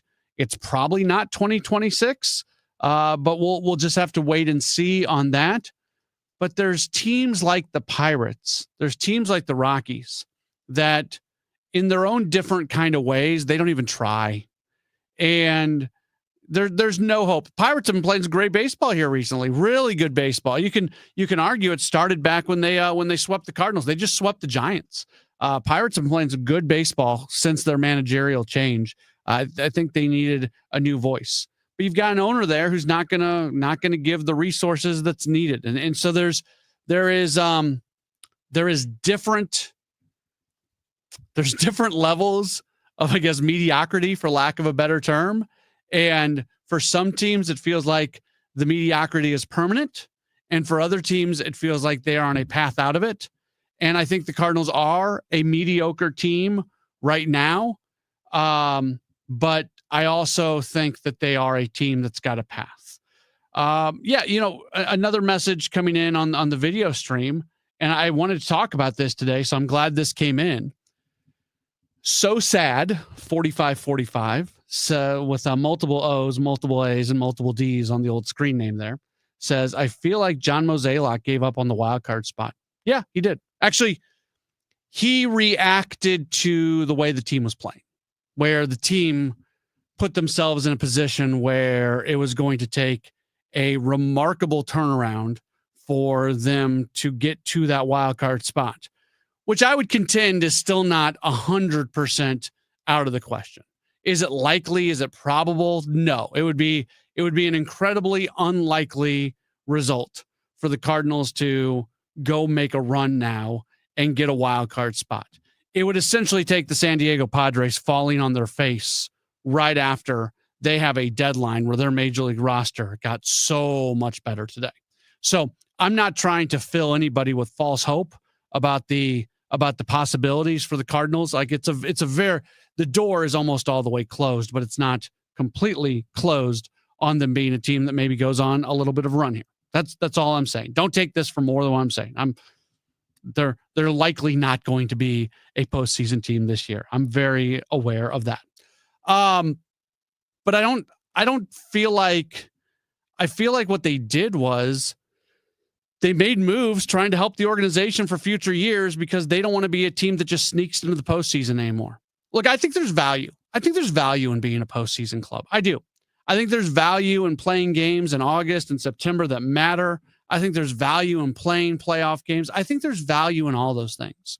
But I also want to see the Cardinals be a team that when every single year you say, you know what, if the chips fall right, this team can win a World Series. And when the last time we said that about the Cardinals was 2022, right? That was the last time it felt like there was any scenario where they could be a championship team, and they ended up losing that year in the wild card series. So as much, and I've said, this is not me like going back on my words, because I always will. I always have. I still believe there is value in being a playoff club, even if it's a short playoff run and I think there's value in playing games that matter down the stretch of the season. The Cardinals are valuing the opportunity to put the organization on a track to where they can be competing for more than just a playoff spot, for more than just a division title, to be a team that's got a legitimate opportunity to do something special and to do something special pretty often. So if that means that they're punting a bit on this year and going for that as a way to start the process, I'm fine with that. And I know people are going to push back, and the correct pushback on that is, well, are any of these players that the Cardinals just got really going to be players that are going to be a difference in this being a World Series club? Probably not. Probably not. I'm not going to lie to you on that one, but you get enough players into your organization that have a skill set that if they develop the right way, they can be a difference making kind of a player. You get enough of those guys in there, and all of a sudden you start hitting on some of them and you start developing some of them, they might look a little bit different down the stretch. We'll take a break. When we come back, we are going to listen to John Mozeliak a little bit. He spoke to the media earlier today. That's up next. It's Gray Bar Sports Open Line on KMOX. SNL Coin. We buy gold and silver coins, silver and gold jewelry. Also buying gold filled and silver plates. Before you sell, call SNL. 314-544-3600. 314-544-3600. SNL Coin. You know Gray Bar for electrical parts. But there's one more thing you may not be thinking of us for that can help maximize your next project's total value. Our pre-project planning services are designed to help you win the bid, save on labor costs, and keep your installers productive across your entire build. The sooner you call us, the better. Because when we're there from the beginning, we can anticipate your needs and help you solve problems before they become problems. Yep, Gray Bar does that. We started Neovitin because we wanted to create a multivitamin for ourselves. That's why we focus on quality ingredients and formulas with our multivitamins. Neovitin 50 Plus multivitamins are formulated with over 20 vitamins and minerals. Formulated proprietary blend for the highest quality daily nutritional support. Give Neovitin 50 Plus multivitamins a try for yourself. Find them at your local Schnucks, Dierbergs, and online at neovitin.com. I'm Ed Evans, CEO of Consumer Cellular. We're dedicated to serving people 50 and up like me. Our needs are different. Big Wireless wants us in an unlimited plan, but if you're not using all that data, you're probably getting used. At Consumer Cellular, we're focused on affordable, reliable plans, including data that suits your needs, not ours. Our plans start at just $20, and you'll get the best customer service in the business. Call 1-888-FREEDOM, visit consumercellular.com/facts or a store near you. Plans include $5 credit for auto pay and e-billing. See site for additional facts. Now is the perfect time to start on your next success. Apply now and save with no application fee. Classes start August 13th. An accredited state university, University of Maryland Global Campus, offers online and hybrid courses. Plus, you can earn up to 90 credits toward a bachelor's for prior learning and work experience, or transfer up to 12 credits towards a master's. Learn more at umgc.edu. Certified to operate in Virginia by Chef. Feel like your paycheck barely keeps up with your life? At the Financial Freedom Seminar, learn how real people are building passive income and retiring early using real estate. It's all happening live in St. Louis with Lifestyles Unlimited, September 27th and 28th. You'll leave with a step-by-step plan to change your future. Text radio to 88007. That's September 27th and 28th. Text radio to 88007. That's RADIO to 88007 now. If you owe the IRS, you have a legal issue, and you need the Lance Drury Law Firm. We'll protect your rights. Log on at lancedrurylaw.com. Don't miss Mosby Building Arts Home Improvement Show, Saturdays from 11 a.m. to 1 p.m. on KMOX. One of the last call-in shows where you can get live answers to your remodeling, design, and construction questions. Tune in Saturdays at 11 a.m. Now, back to the Gray Bar Sports Open Line on 104.1 FM, KMOX. Continuing to take you through what is it? Thursday? Yeah, it's Thursday. Taking you through Thursday. It doesn't matter what day it is. It's trade deadline day. Welcome back into the program. John Mozeliak, the Cardinals president of baseball operations, on his final trade deadline before he goes, I say retirement in terms of leaving the president of baseball operations position, goes on to whatever his next journey is going to be. But it was final trade deadline. He spent some time with the assembled media just a few moments ago on Zoom. Wanted to play back some of this press conference and what he had to say today. Yeah, to begin, obviously we went into this deadline trying to move our expiring contracts. Obviously Helsley, Matz, and Maton, we were able to do that. The goal of these moves were obviously to position, trying to create as much prospect value as possible, and we feel we achieved that. Obviously, when you take players to market, there's a lot of things that go on. There's a lot of eyes of beholder in terms of value, but overall, we felt like we were able to accomplish our goals, and hopefully, our fan base will see the returns of these deals in a couple of years. Jeff? Mo, what went into making this a deadline where you all were focused on trading only players that were headed to free agency this winter and not players who might have some team control? What was sort of the tipping point that made that the path for you all? Well, first off, when you look at some, like, I will say we got hit a lot on our left-handed hitters. But none of the types of offers we were getting for those necessarily accurate, but we were not motivated to move players that we had under control unless we were, to put it mildly, blown away, and we just weren't. Katie? Well, when you look at some of these returns for your rental relievers, what kinds of talent, if any, were you looking to acquire here? I know revamping the player development system has been a priority for this club this year. Yeah, I know this is a cliche answer, but it was, just best talent available. But I will say, we were trying to focus on maybe some young starting pitching. But as you can tell, that was not really our highest level of return. And really it just came down to the potential suitors that we were speaking with. And so we tried to navigate it as best we could, but we ultimately ended up with just deciding to go with the players that we thought had the highest upside. Did you feel like, just based on the contract statuses, all three are pending free agents, that maybe made acquiring a starting pitching prospect a little more difficult given the value of the return? Yeah, I think so. And clearly you can see that there were other closers that were traded that have years of control and their returns were different. But I think net, depending on how you do your own evaluation, I think you would agree that we did pretty well in that trade. We're still planning on competing this year. Obviously, we have a lot of baseball games to play. We expect to try to win as many as possible. But clearly, we did change the look of the bullpen. Now we'll see some guys that come up from AAA, get some different opportunities, and we'll see how that looks. But our goal is still the same. We're going to try to win games. And as far as 26 is concerned?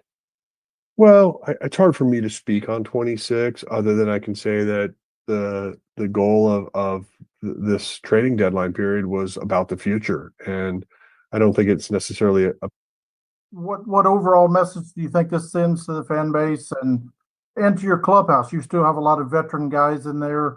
The fact that you're trading major leaguers for minor leaguers, what message does that send to the veterans in your clubhouse and your fan base?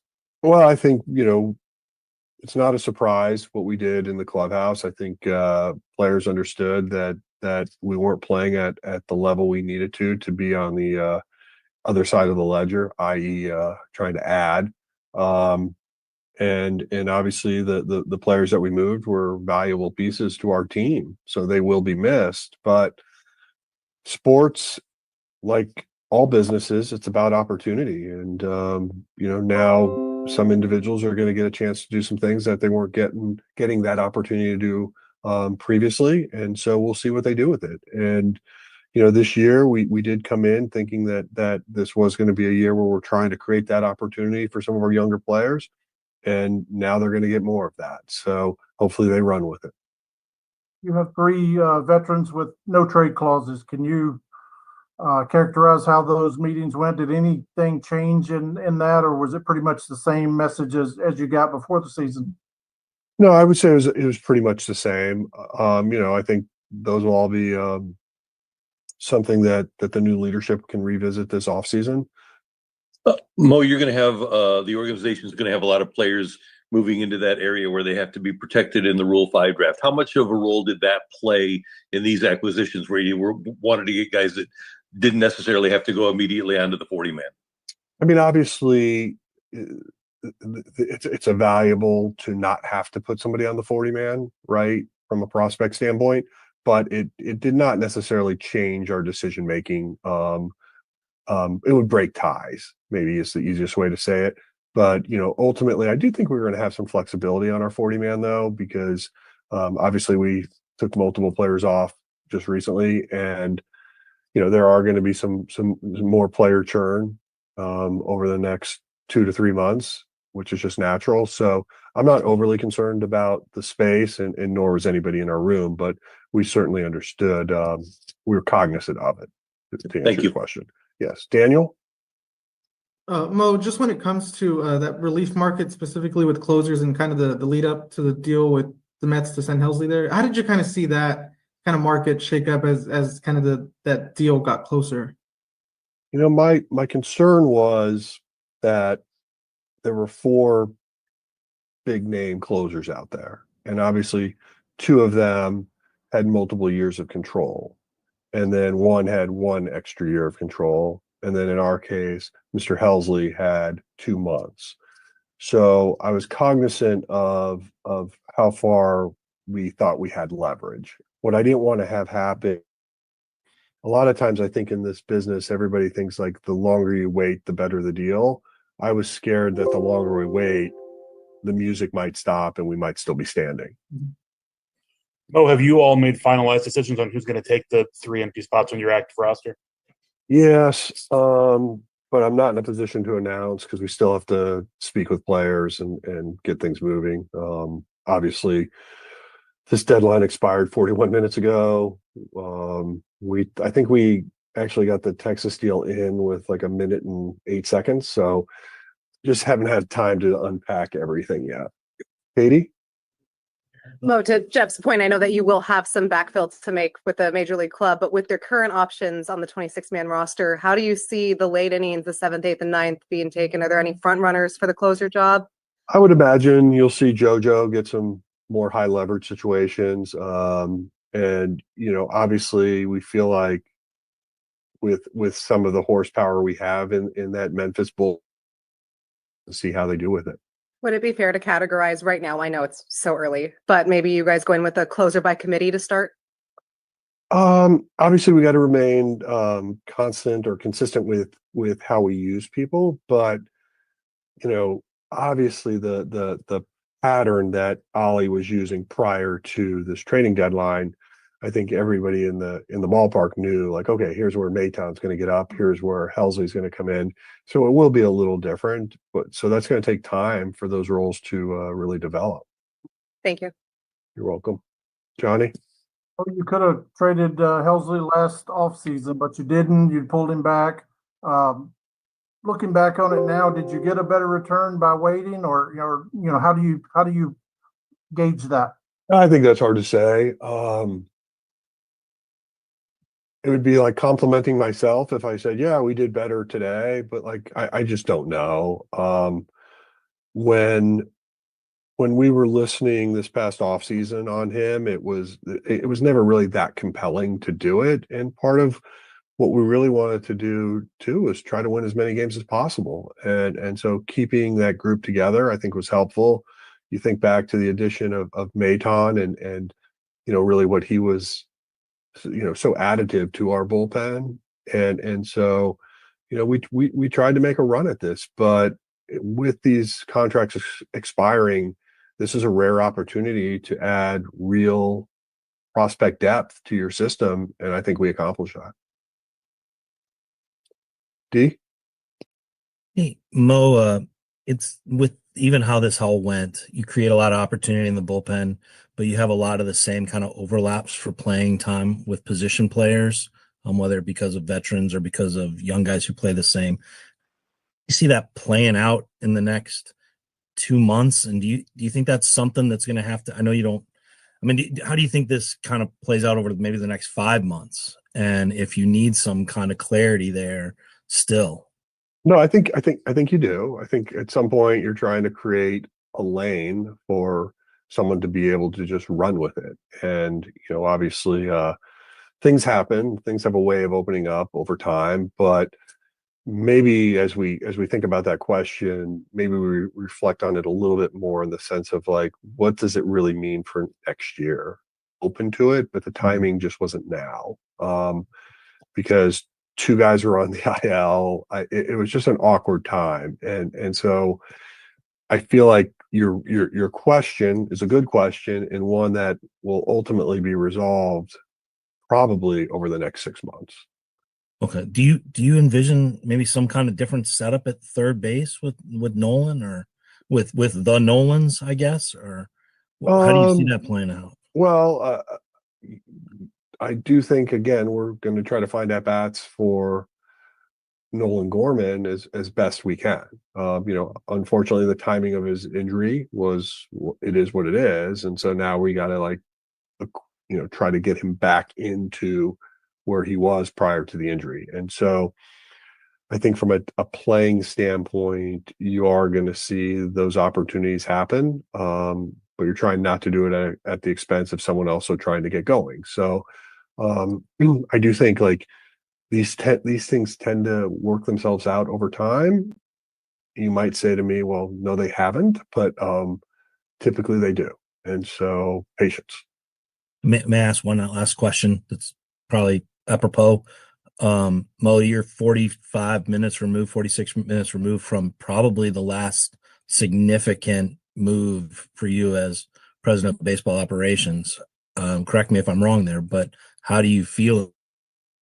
When you're done, it's just a feeling of exhaustion, just like relief, like, oh, it's over. And this one's no different. I feel like I wish we were on the other side where we were looking to add versus break up. But ultimately, we had to do what was best for the organization. So that part's tough. But, look, when I get off the Zoom, I'm going to clean up my office. I'm going to head home and I'm probably going to have a cocktail. And, reflecting back on what we were able to accomplish, I hope in the end it's viewed in a positive way. And, as trades are not judged on just the moment, but also in time.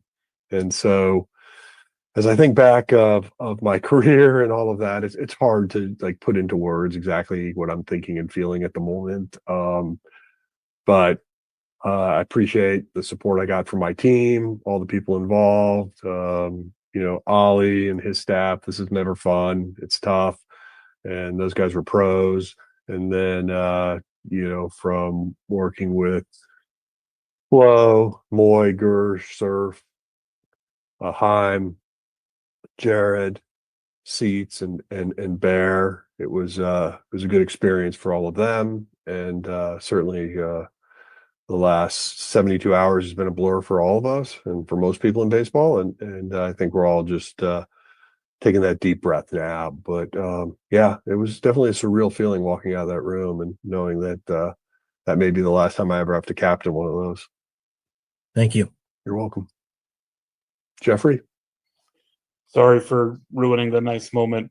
You mentioned that there would not be a desire to block someone's playing time who maybe is looking to get something going. I'm curious if there's a conversation to be had or that has been had with Nolan Arenado about what that looks like at third base.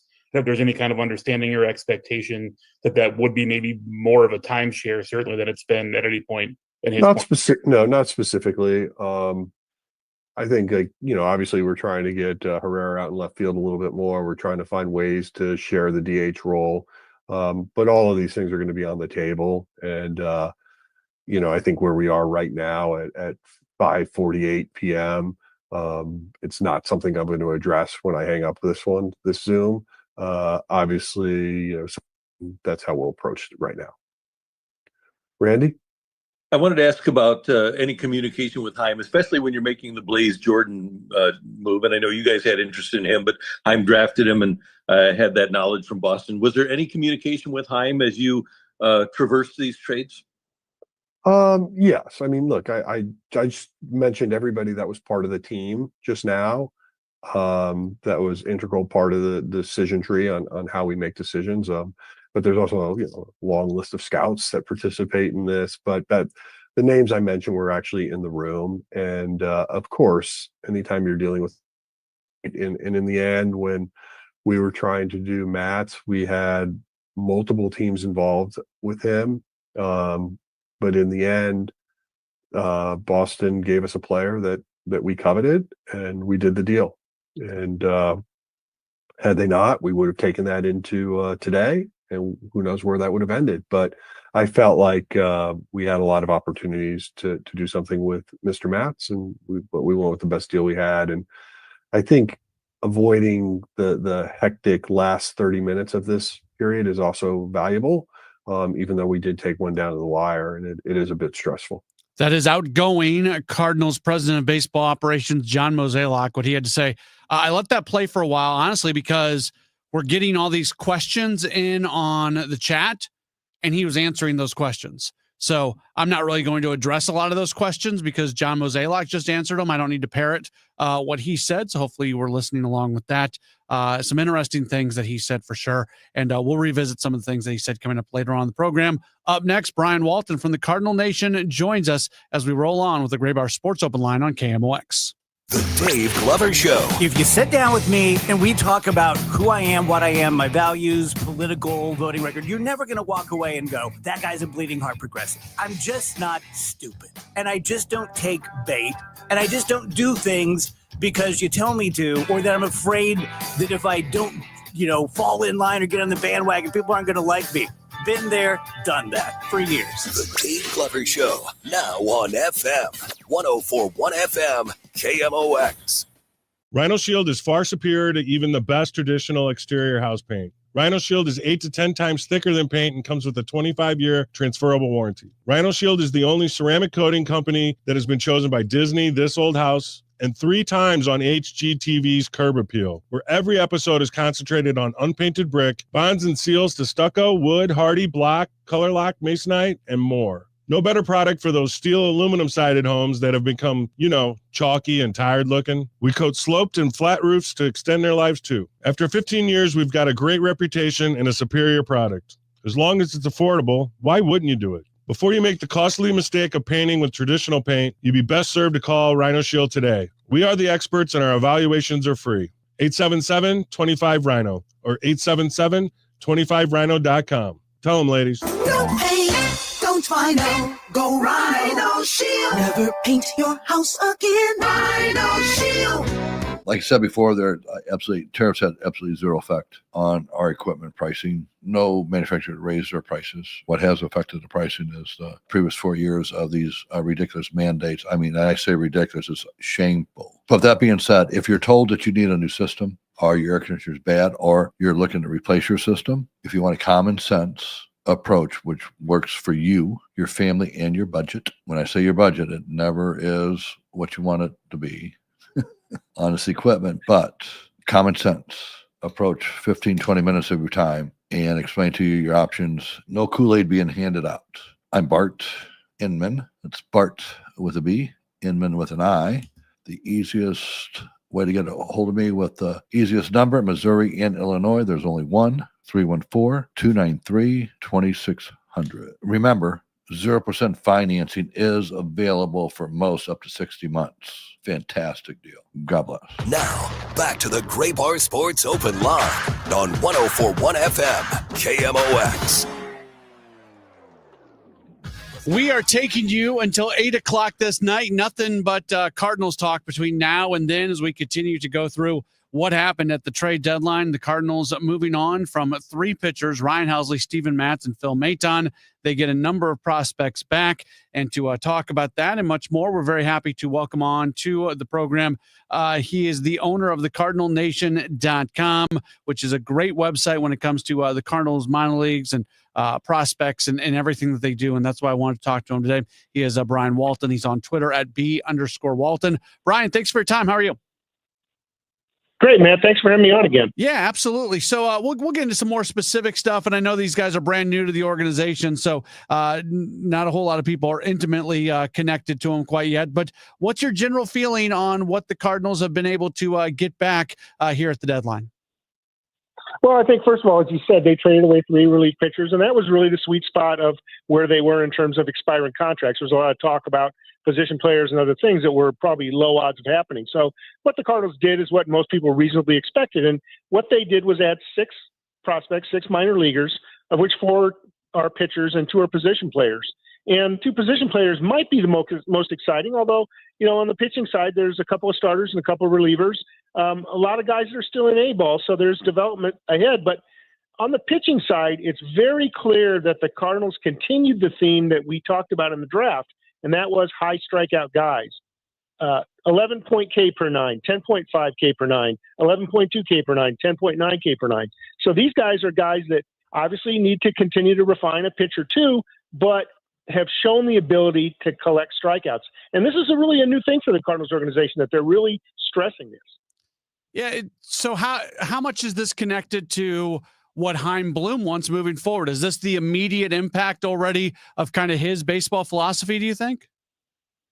I'm not really sure. I mean, we don't know. We're not obviously sitting in the war rooms when they're talking about this. I mean, there are people in the analytics side, there are people on the scouting side who have believed that was important. And, the old days of pitch to contact, it served the Cardinals well for many, many years. But as defenses get more sophisticated and how they position, it becomes harder and harder to pitch to contact. You really got to have a good defense. And the Cardinals have had a pretty good defense over time, but they haven't had the guys who could get those big strikeout when they needed them. And the Cardinals are putting more lines in the water. We don't know whether any of these guys are going to become future major leaguers or not, but the more opportunities you have of guys who can throw hard, the more chances you have of guys who are going to make it and contribute down the road in a few years. Most of the guys that they acquire are low-level guys right now in terms of their baseball development. But a couple guys are at the higher levels at AAA. Today, the guy that they got from the Rangers, one of them, Skylar Hayes, he's been at the AAA level. Yesterday, when they go out and they get the first baseman, third baseman from Boston, he's a AAA guy. But does it say anything to you that, for the most part, it feels like they were targeting lower level guys earlier on their development, guys who don't need to be on the 40-man roster? Yeah, and the Cardinals have room. I mean, the Cardinals have 4 open spots right now on their 40-man roster. The 3 they traded away, and then plus Eric Fetty's spot. So they have the opportunity to bring some guys up if they need them. I think it's more likely what other organizations are going to make available, at this point again, because these are expiring contracts. As good as Ryan Helsley is, everybody knows how good Ryan Helsley is. We've watched him pitch for many years. The reality is the Mets are going to get 2 months out of him, and then he's going to become a free agent and cash in a big contract. And it might be with him, might be somewhere else.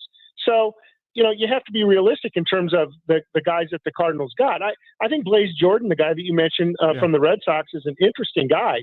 I mean, he was a number 24 ranked prospect in the system, but he's having a breakout year on the power side. And his slugging, Blake Jordan's slugging mark this year, 495, would be in the top 5 in the Cardinals system. So, unfortunately, he's a first base only, but the positive is he's a right-handed hitter, and that's the Cardinals have been looking for right-handed power.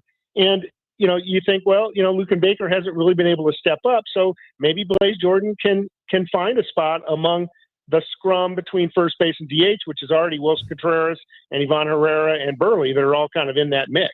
I know you guys have your own rankings, and you'll insert everybody in here sooner than later. As I look at the MLB Pipeline rankings, Baez slots in at number 6, Dome at number 13, Jordan comes in at number 19. They haven't yet inserted the players who were acquired today. But if nothing else, Brian, it feels like for an organization where there has been some questions about the prospect depth that they have throughout the entire, all levels of the minor league system, they obviously have created some more depth today. That's right, man. And Jesus Baez, the one you mentioned who came in, he'll be in the top 10 in my list too. Only 20 years old, left side guy, so shortstop, maybe third base down the road, but only 5'10". But a guy with a very strong arm. Had some very impressive exit velocities when he was in the Florida State League last year. Doesn't strike out a lot, but his play discipline isn't so good. So, there's some things to work on, but there's material there, just like we talked about those pitchers with the ability to strike out. Jesus Baez has shown good power and a very, very good bat. And that's something you can build on with a guy who's, going to report to high A Peoria and, still has a couple more levels to master, 3 more levels to master before he reaches the majors. Yeah, that Peoria team got quite the influx of talent with this trade deadline. That's right. Jesus Baez, as I mentioned, and then Nate Dome and Frank Ellis, the 2 right-handers that came from the Mets are both reporting there. And I would imagine that Mason Molina, the left-hander, the starting pitcher that they got from the Rangers today, will probably also report to Peoria. So the Chiefs will get a nice influx of talent, and that's important because normally this time of year you see guys that are moving around to accommodate the players who were drafted this year. But at least today, as of the last day of July, none of the 21 players that the Cardinals signed, plus 2 free agents that the Cardinals signed earlier this month, have been activated yet. So these guys are going to slip in and provide some depth in an organization that can help. We're continuing to talk with Brian Walton from the CardinalNation.com. I hear it so often from fans, so I'm going to ask you the exact same question. Do you see a scenario where J.J. Weatherholt gets to the big leagues before this season comes to an end? I think only in the case that there was a rash of injuries in the middle infield and they really needed him. I mean, they're looking to see, what they've got right now and the guys that they have. And, it was only two years ago when the Cardinals traded off, all those pitchers and brought in a bunch of players, and they're trying to see right now Thomas Jaycee. Is he going to be a long-term guy, or is Weatherholt going to push him aside? I think Weatherholt, the Cardinals have taken some heat in the past for rushing a player like Jordan Walker when they didn't really need to. And let's face it, the Cardinals aren't probably going to make the playoffs this year, and so I'd rather see J.J. Weatherholt get some more reps in AAA, maybe go to the Arizona Fall League and come to camp and see what happens there. But we'll have to see. I just hope people aren't too impatient yet because Weatherholt has had great success early on here in AAA, but they're going to figure out his weaknesses and he's going to need to react. He'll have his slump, and I just hope people aren't too impatient. That's all. Tekoa Roby appeared to be on a track where he might get to the big leagues this season, certainly competing for a job in spring next year. And now all of a sudden, because he has had Tommy John surgery, we're not going to see him until 2027 in all likelihood. For a guy who seemingly got it figured out this year, how challenging is that? First off, from the high-end pitching depth perspective for the Cardinals, really, they haven't had a lot at AAA ready to help. And also this was a guy who was expected to contribute very, very soon. Yeah, the hope was that coming into this year that both Tank Hence and Tekoa Roby would step up and show that they could be ready to help for the Cardinals next season. And unfortunately, Tank Hence has been hurt, and now Roby's joined him, as well as Cooper Jerby, who also, was very, very promising at AA level as well. And the Cardinals just had a terrible rash. They've been healthy at the major league level primarily with their pitching, but at the AAA level, I mean, they've just been decimated. They're like 6 prospects out for the year or out for a long extended period of time. And Tekoa Roby, as you said, had issues with his shoulder, and so it was a little bit of over time. But it was a little bit of surprise when it was his elbow that was damaged, and he had to have Tommy John surgery. And so, right now, now that Michael McGreevy's up with St. Louis, there really isn't an obvious guy, a prospect guy.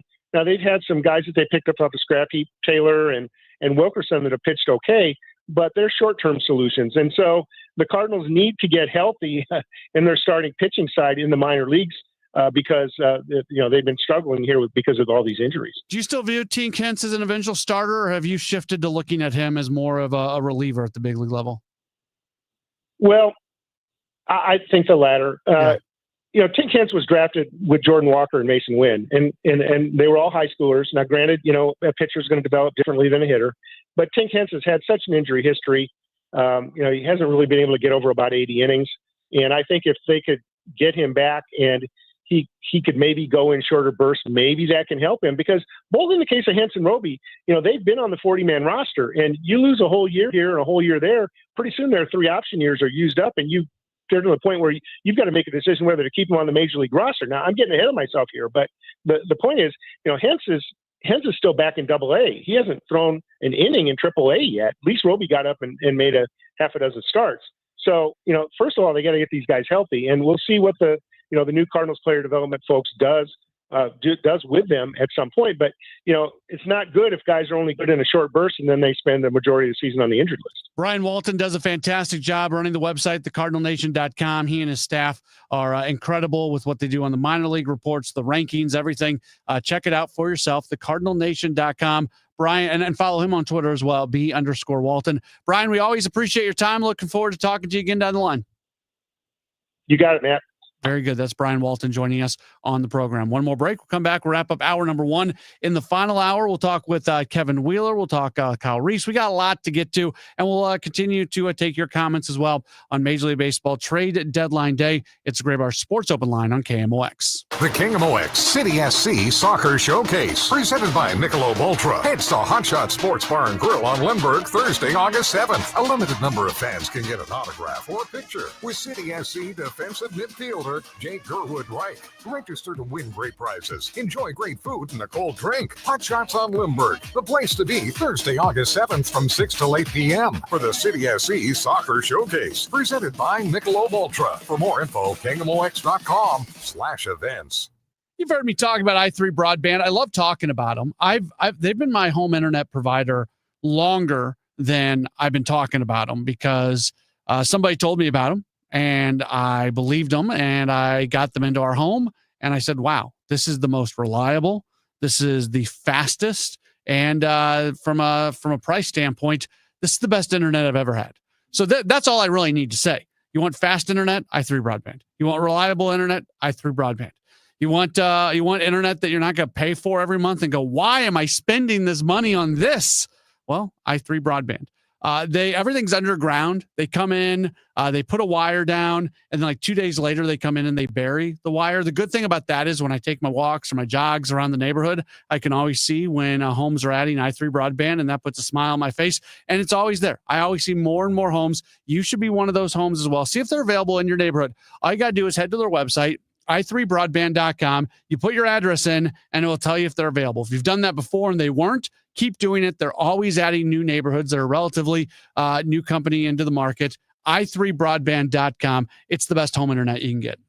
I'm Ultima Morgan of Morgan & Morgan. Every time one of my children started driving, it was terrifying. Thousands of accidents happen across the country. We see it every day. If you've been injured in a car accident, call us. Dial pound law or visit forthepeople.com for an office near you. Feel like everything's clouded by doubt? Visit CaliforniaPsychics.com. Our psychics are available to talk 24/7, and we guarantee if it's not life-changing, it's free. Experience the joy of certainty. California Psychics. Out here in the middle of these acres, it can feel like you're the only person on earth. That's how it feels when you're struggling with your mental health. But you don't have to feel alone. Find more information at loveyourmindtoday.org. Brought to you by the Huntsman Mental Health Institute and the Ad Council. If something happens to you, what happens to your family? Will they struggle financially? Will they be able to afford the home you built together? With Ethos, you can get life insurance coverage in minutes. Get up to $2 million in coverage for as little as $2 a day. All online with no medical exam. Just answer a few health questions. Get your free quote at ethos.com/life. That's ethos.com/life. Rates may vary. Billed monthly. Sample rate 10-year term life policy for a 35-year-old healthy non-smoking male. Welcome back to the Graybar Sports Open Line. Once again, Matt Pauley on KMOX. Just a couple minutes left here in hour number one of the program. Our final hour will be a strike zone hour. We're going to be joined by our good pal, Kevin Wheeler. He's going to join us from the road between, parts unknown, between North Carolina and St. Louis as he makes his way back home. But we'll get his thoughts on everything that went down today with the trade deadline. And then a Sports Open Line debut, I believe. I don't think I've ever had him on Sports Open Line. I did a podcast with him at one point, but I don't think he's been on Sports Open Line. But we're gonna let him on. Kyle Reese is going to join us. He has great thoughts on Cardinals minor leagues, Cardinals prospects, and I wanted him to be able to share those with all of you. So he is going to be joining us at about 7:35. That's going to be what's going on in the 7 o'clock hour. So make sure to stay tuned for that. Somebody asked if I thought number from text from 636 said, "Do I think the Mats deal is the best of the deadline?" No, I think the Helsley deal is. I think the high end the potential of what they got out of the Helsley deal with both with Baez and Dome, to me, each of those guys have a higher ceiling than Blaze Jordan. Blaze Jordan could be fun. Like I saw you look at his profile and you know his background, a guy who was winning a home run competition at the age of 11, was hitting 500-foot home runs when he was 13 years old. Like that's fun. And that's going to get the headlines. And he may be the guy of the group who makes an impact at the big league level before anybody else. But I still think the return for Helsley was the best return that they got.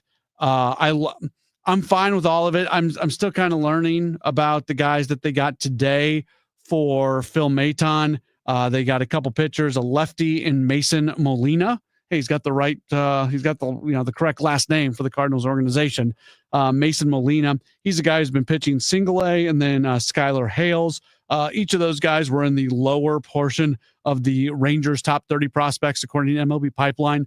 Molina at number 27, Hales at number 28. He's been at AAA, but really, really struggling at AAA. So maybe we see Hales before this season comes to an end. But based off my very limited knowledge, I'll be very open about that. My very limited knowledge on these players that the Cardinals are getting back on paper, it feels like the return for Helsley was the best return of the bunch. But we'll ask some other people about that both today and coming up on the show tomorrow.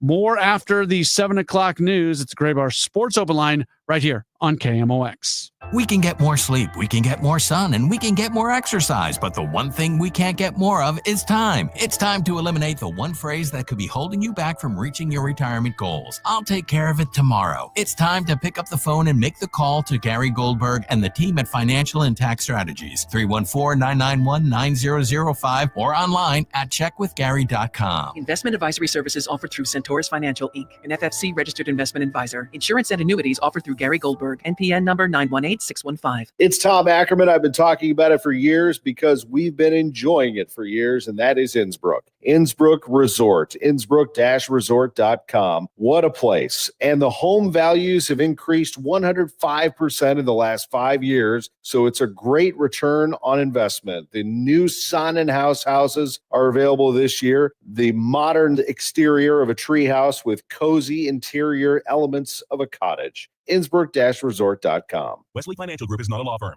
Hi, I'm Chuck McDowell, the timeshare cancellation guy. In 2011, I founded Wesley Financial Group with one goal in mind: to help honest folks out of their timeshares permanently. Today, I run Wesley with my two sons, a real family business, treating every client and every employee like we'd want our own family treated. That philosophy has helped us grow into the largest, most trusted timeshare cancellation company in the United States. Fortune magazine even recognized us as one of the best places to work. Why? Because we genuinely care. In fact, some of our former clients were so moved by their experience working with us, they joined our team so they could help others to timeshare freedom. If you're stuck in a timeshare, give us a call.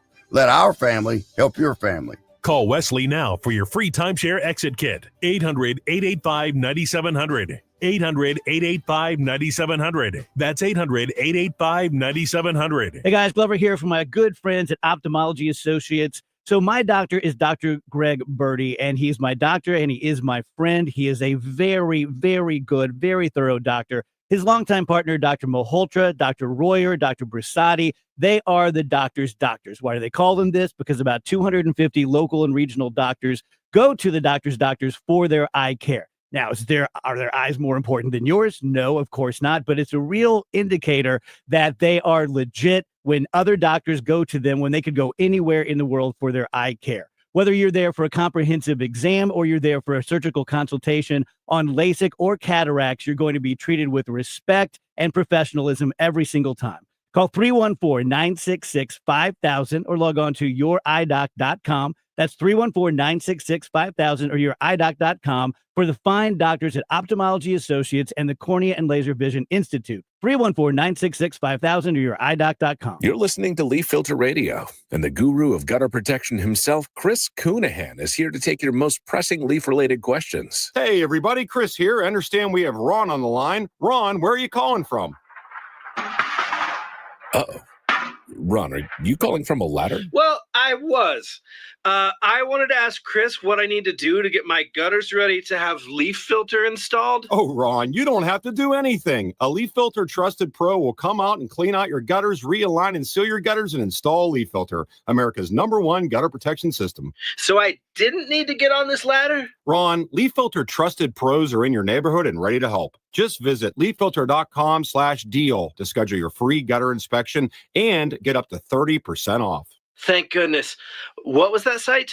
That's leaffilter.com/deal for your free gutter inspection today. See representative for warranty details. Promotion is 20% off plus a 10% senior or military discount. One discount per household.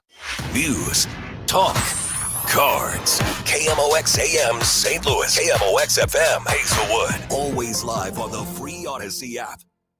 Volunteer efforts in the Northwest Travis County community. Nobody came. No emergency services came to them. Kerr County's emergency manager, William W. Thomas, said he was out sick on July 3rd and asleep when the deadly flash floods hit in the early morning hours of July 4th, but that supervisors and sheriff's office leadership were aware that he was off duty. The Trump administration says there are just a few hours left until strong new tariffs kick in for trading partners around the world.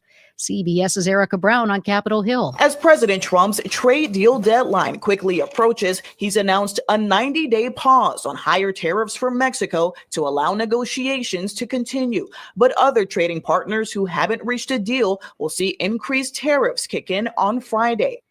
Animal shelters are reporting a rise in the number of dogs being put up for rescue because their owners have been detained by ICE or deported. WTOP's Dan Ronan. Amy Cahill runs Canine Rescue outside Washington, D.C. Her small nonprofit has rescued more than 24 dogs since the Trump administration immigration crackdown began. In many cases, it's a financial issue, and in some cases, it's just a time issue. They're working really hard to try to help a family member. Cahill says the dogs she's rescued are in excellent health and just need a permanent, loving home, like the one they had before the owner was deported or arrested. Dan Ronan for CBS News, Washington. And as long as I got my suit and tie. Justin Timberlake is singing the blues after he says he's been diagnosed with Lyme disease. He says on social media, after wrapping up his tour yesterday, that the tick-borne illness is relentlessly debilitating. He said it made him question whether to stop touring, but decided against it. This is CBS News. Think O'Reilly Auto Parts for all your car care needs. Get the parts and service you need fast from the professional parts people at O'Reilly Auto Parts. At 7:03, it's a cloudy sky. Right now, 76 degrees downtown at the Arch. What do the Cardinals look like post-trade deadline? The Cardinals were expected to move relief pitchers Ryan Helsley, Steven Matz, and Phil Maton, and they did just that. They did not move on from any position players, as President of Baseball Operations John Mozeliak was not overwhelmed by any of the offers he got for those position players that might have been available. We were not motivated to move players that we had under control unless we were, to put it mildly, blown away. And we just weren't. The Cardinals will need to make a number of moves, bringing pitchers up from AAA Memphis before they resume their season Friday night in San Diego. Matt Pauley, KMOX Sports. Mayor Kara Spencer gives her thoughts on St. Louis County Executive Sam Page getting indicted on 4 counts. It's a sad day, certainly. I was certainly sad to read that. It breaks down much needed trust in municipal government. Spencer declined to comment on the merits of the case, citing a lack of knowledge of the details. Page was indicted for a piece of mail paid for by taxpayer dollars that allegedly advocated against Proposition B. St. Louis police shot and killed a carjacking suspect today in the Hyde Park neighborhood. The carjacking took place overnight, not far from where the suspect was found later. The victim from out of town was pulled out of their Ford Fusion by gunpoint. Police spokesman Mitch McCoy addressed that. These are individuals that have absolute no care whatsoever in their bodies for any human life. Detectives later in the day spotted the stolen car with a group of people. When they approached, they say an armed man ran off. Detectives chased him and told him to drop his gun. He didn't. Officers fired shots. The man was pronounced dead on the scene. He has not been identified. Missouri U.S. Senator Josh Hawley responds to President Trump calling him a second-tier senator. Well, that's not the worst thing that's been said about me. Senator Josh Hawley appeared on Fox News Wednesday night after President Trump made clear his displeasure of him in a social media post. Hawley was the only Republican voting in favor of a bill in committee that would ban stock trading for members of Congress and the executive branch. Listen, I had a good chat with the president earlier this evening, and he reiterated to me he wants to see a ban on stock trading by people like Nancy Pelosi and members of Congress, which is what we passed. If the bill becomes law, called the Honest Act, it would not immediately force sitting members of Congress and the president and VP to sell off their stocks. Instead, the ban would kick in only after they begin a new term. Stuart McMillan, KMOX News. St. Louis City will soon begin collecting on long overdue water bills. Around 13,400 households in St. Louis City are behind on their water bill to a total tune of $12.6 million, or around $940 per household that is currently behind.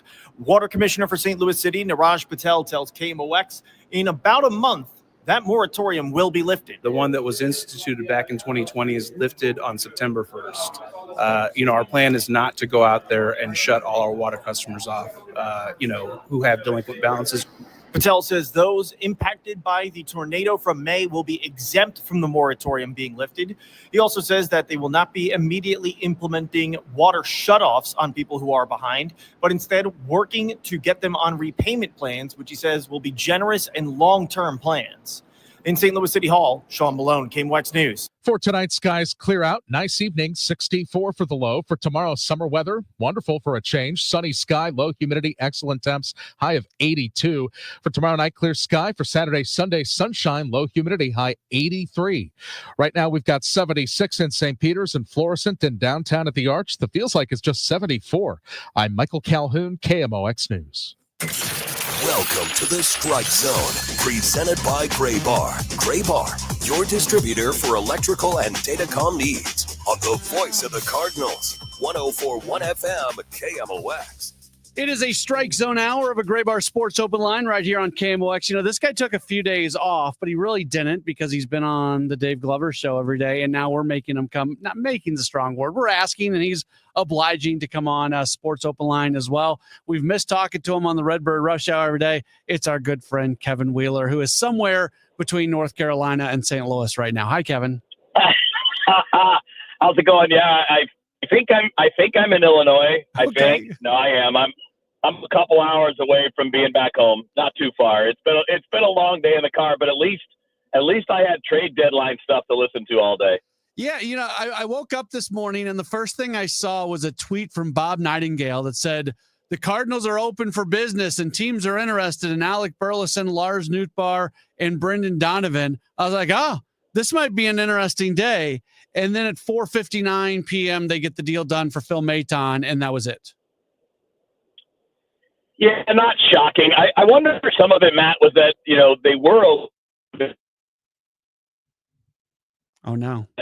That made them push the button now as opposed to doing it in the offseason. Yeah, and John Mozeliak talked about this a little bit. He said, Chaim Bloom will probably, circle back on those guys at some point in the offseason. It's just, we've talked about this so much on the Rush Hour. It felt like this was an opportunity to move on from some of the redundancies that exist, and you can get more of a clear path, and you can give more guys, more playing time here over the final 2 months of the season. But it wasn't meant to be. Yeah, I think it's a good point. You got 2 months left, and I know the hope and the plan is to get Nootbaar and Gorman back healthy and get them back soon. And once everybody's healthy, we're back to that same 10 guys for 9 spots problem, right? Yeah. Where you got 10 guys you want to play, but you only have 9 spots in the lineup. And I mean, I guess some of that could come at the expense of Jordan Walker, but he's been better since coming back here in the month of July. Do you want to start messing with playing time when he's starting to figure some things out? It could come at the expense of Gorman, but then where are you with Gorman at the end of all this if he's going to end up back in that same kind of in-between role? This has to be the time where they start giving Arenado more days, right? Like I understand what we've talked about over and over, that he's a veteran. He's a future Hall of Famer. He likes to play every day. But even we played the comments from Mo earlier, and he said they're going to be looking for ways to get Gorman into the lineup. It feels like at this point when you've just sold off, and yeah, you're not completely out of playoff contention yet, but it would take a miraculous turn of events involving multiple teams for you to find your way in. Isn't this just the time to go ahead and if Arenado's got to be on this team, which he has to be now, no, they don't work out a deal and never seemed likely that they were going to work out a deal. It's time to go ahead and just sit him more often, no matter how he feels about it. Yeah, I mean, you saw the Wheeler plan, Matt. I think there are a lot of guys on this team that might be better served in the last 2 months getting more time off than they did earlier in the year. I still think Mason Wynn needs more time off than he gets when he's healthy. I say the same thing for Lars Nootbaar. It's just right now he's hurt, which kind of reinforces the point, right? Right. If you've got guys that have had lingering things, Arenado's had some lower back stuff for a couple of years. Minor stuff, sure, but it's lingering there. Same thing for Mason Wynn, and then we had the knee with Mason Wynn, and you got Nootbaar with the various things that have popped up. You might be getting the better out of all of them if they all got a little bit more of a break. And I know that that's taxing on a manager because you got to come up with different combinations, figure out who's going to play when, and how do you make that to your best advantage. But other teams do it. Other teams do it on a day-to-day basis. I think it's doable. But yeah. When you're in this mode, you clearly were in a sell mode now. It doesn't make sense to say that, the 34-year-old third baseman plays every day because he's a 34-year-old third baseman. I don't have anything against Arenado because he does a great job, man. He works his butt off. That guy cares, and that's all. I mean, he's definitely a team guy, which also makes me believe that he would get it if you said, hey, we're going to start to build in a day or two off a week for you. I don't think he's the kind of guy that's going to go off the deep end because of that. I don't think so either. I guess I don't know for sure. I know he's a grinder. I know he hates not playing, but he also is somebody who appreciates what's going on. I think he respects the people who are around him. There's no way to know, but I would love to be able to hop in the proverbial DeLorean and go back in time and see. Arenado had a nice start to the season before all the numbers, both baseball card and underlying, started to revert back. Lars Nootbaar had a nice start to the season. I would be very curious if you could indeed go back in time, if we went to day number 1 of the season and more off days were built in for those two guys, and I guess Mason Wynn too. He's kind of been more up and down than just kind of that line downward, the way Nootbaar and Arenado have been. But I'd be really curious to see if a day off here, a day off there would have impacted the overall numbers for those two guys this year. I mean, I agree with you. I don't know how much of a difference it could have made. It might have made some small difference. Maybe it makes a big difference, but I don't understand this is, every time we talk about the Cardinals and what they're doing and why they're doing it and what's going on in the future, sometimes I don't understand why it's hard to adapt and why, you're doing the same things that didn't work before. And when you've got injury prone guys, and it's not any condemnation of the players. It's simply a reality that Nootbaar gets hurt all the time. Right? I mean, it's a reality that Nolan Arenado is the age that he is. It's simple reality that Mason Wynn has had some physical problems, minor nagging, whatever, but even minor nagging things drag down performance. So yeah, you and I, we've been talking about this probably since May when we were all sitting there trying to figure out why Gorman wasn't playing more and how you can get him in the lineup more. And I understand part of the reason was they didn't trust anyone else at shortstop other than Wynn. But is it really that big a deal if it's once every 8 or 9 days that he doesn't play shortstop? And Donovan's fine. Donovan is fine at shortstop.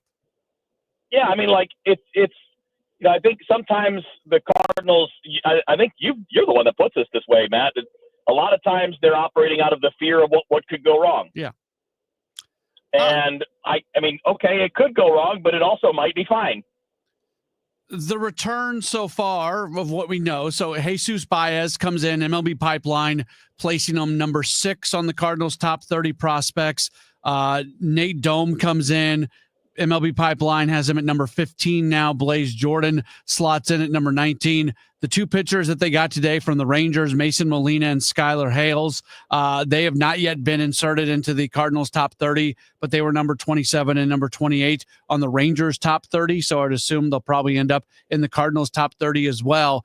3 expiring contracts, and they got one other player from the Mets who's not going to be in the top 30. Do you like the return of what the Cardinals got for the 3 players that they trade away?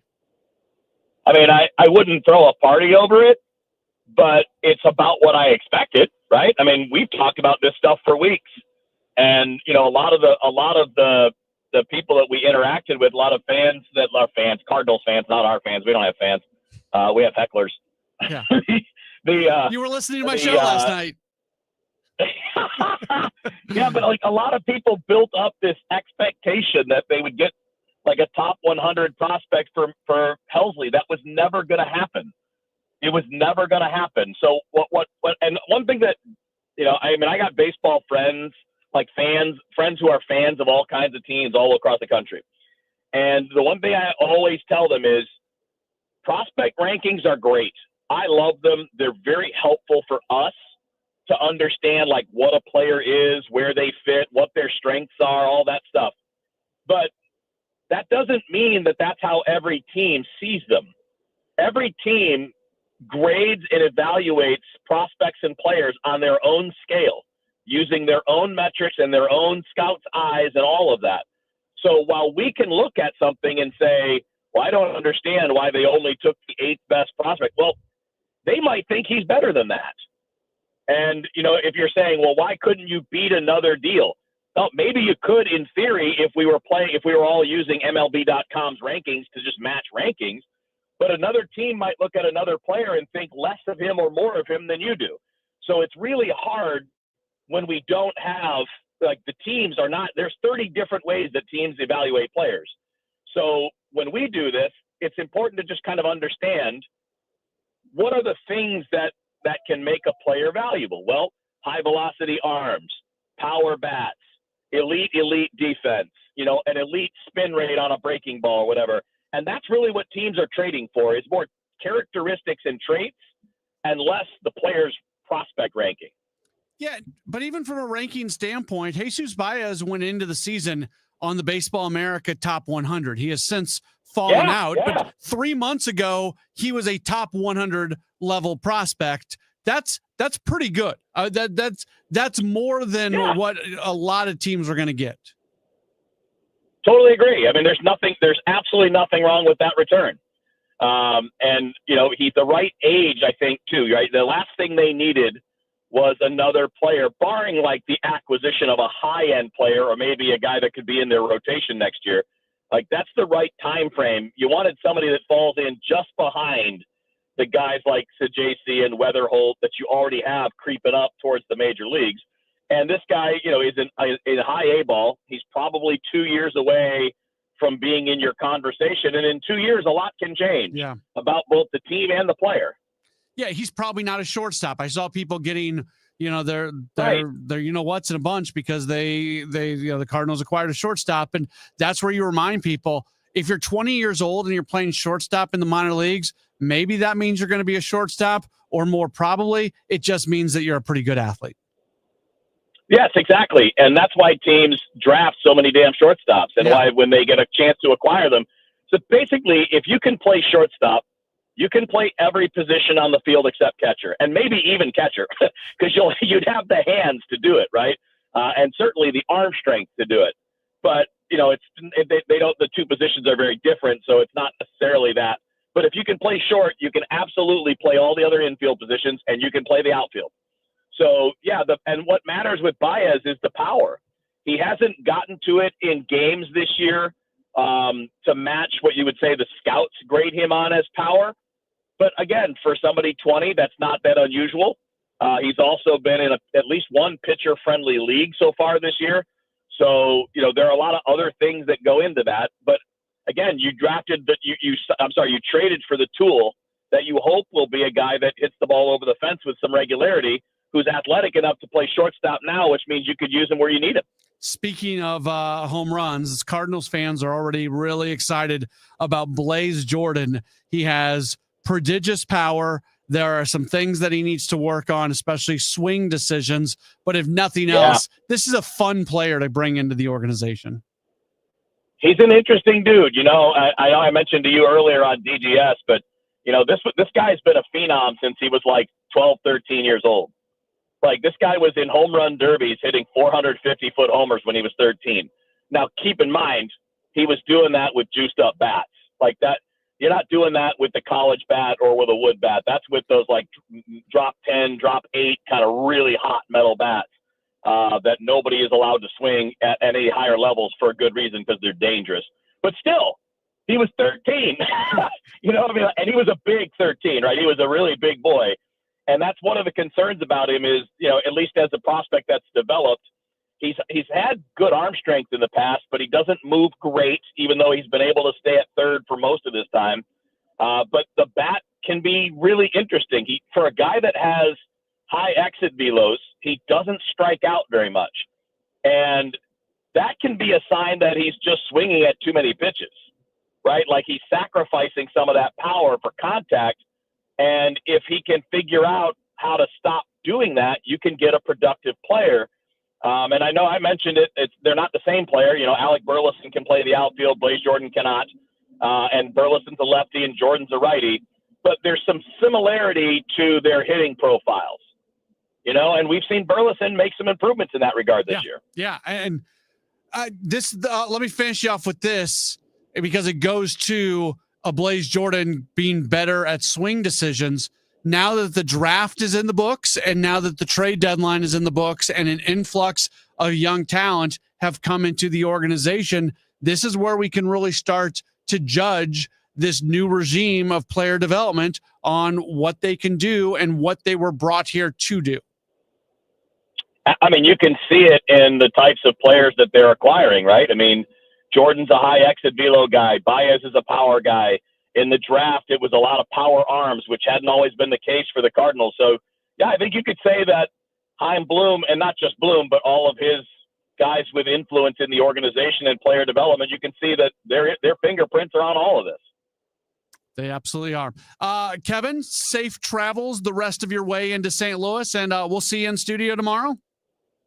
Yes, you will. All right. The return of Kevin Wheeler to the KMOX studios tomorrow. Thanks for taking the time. We'll see you then.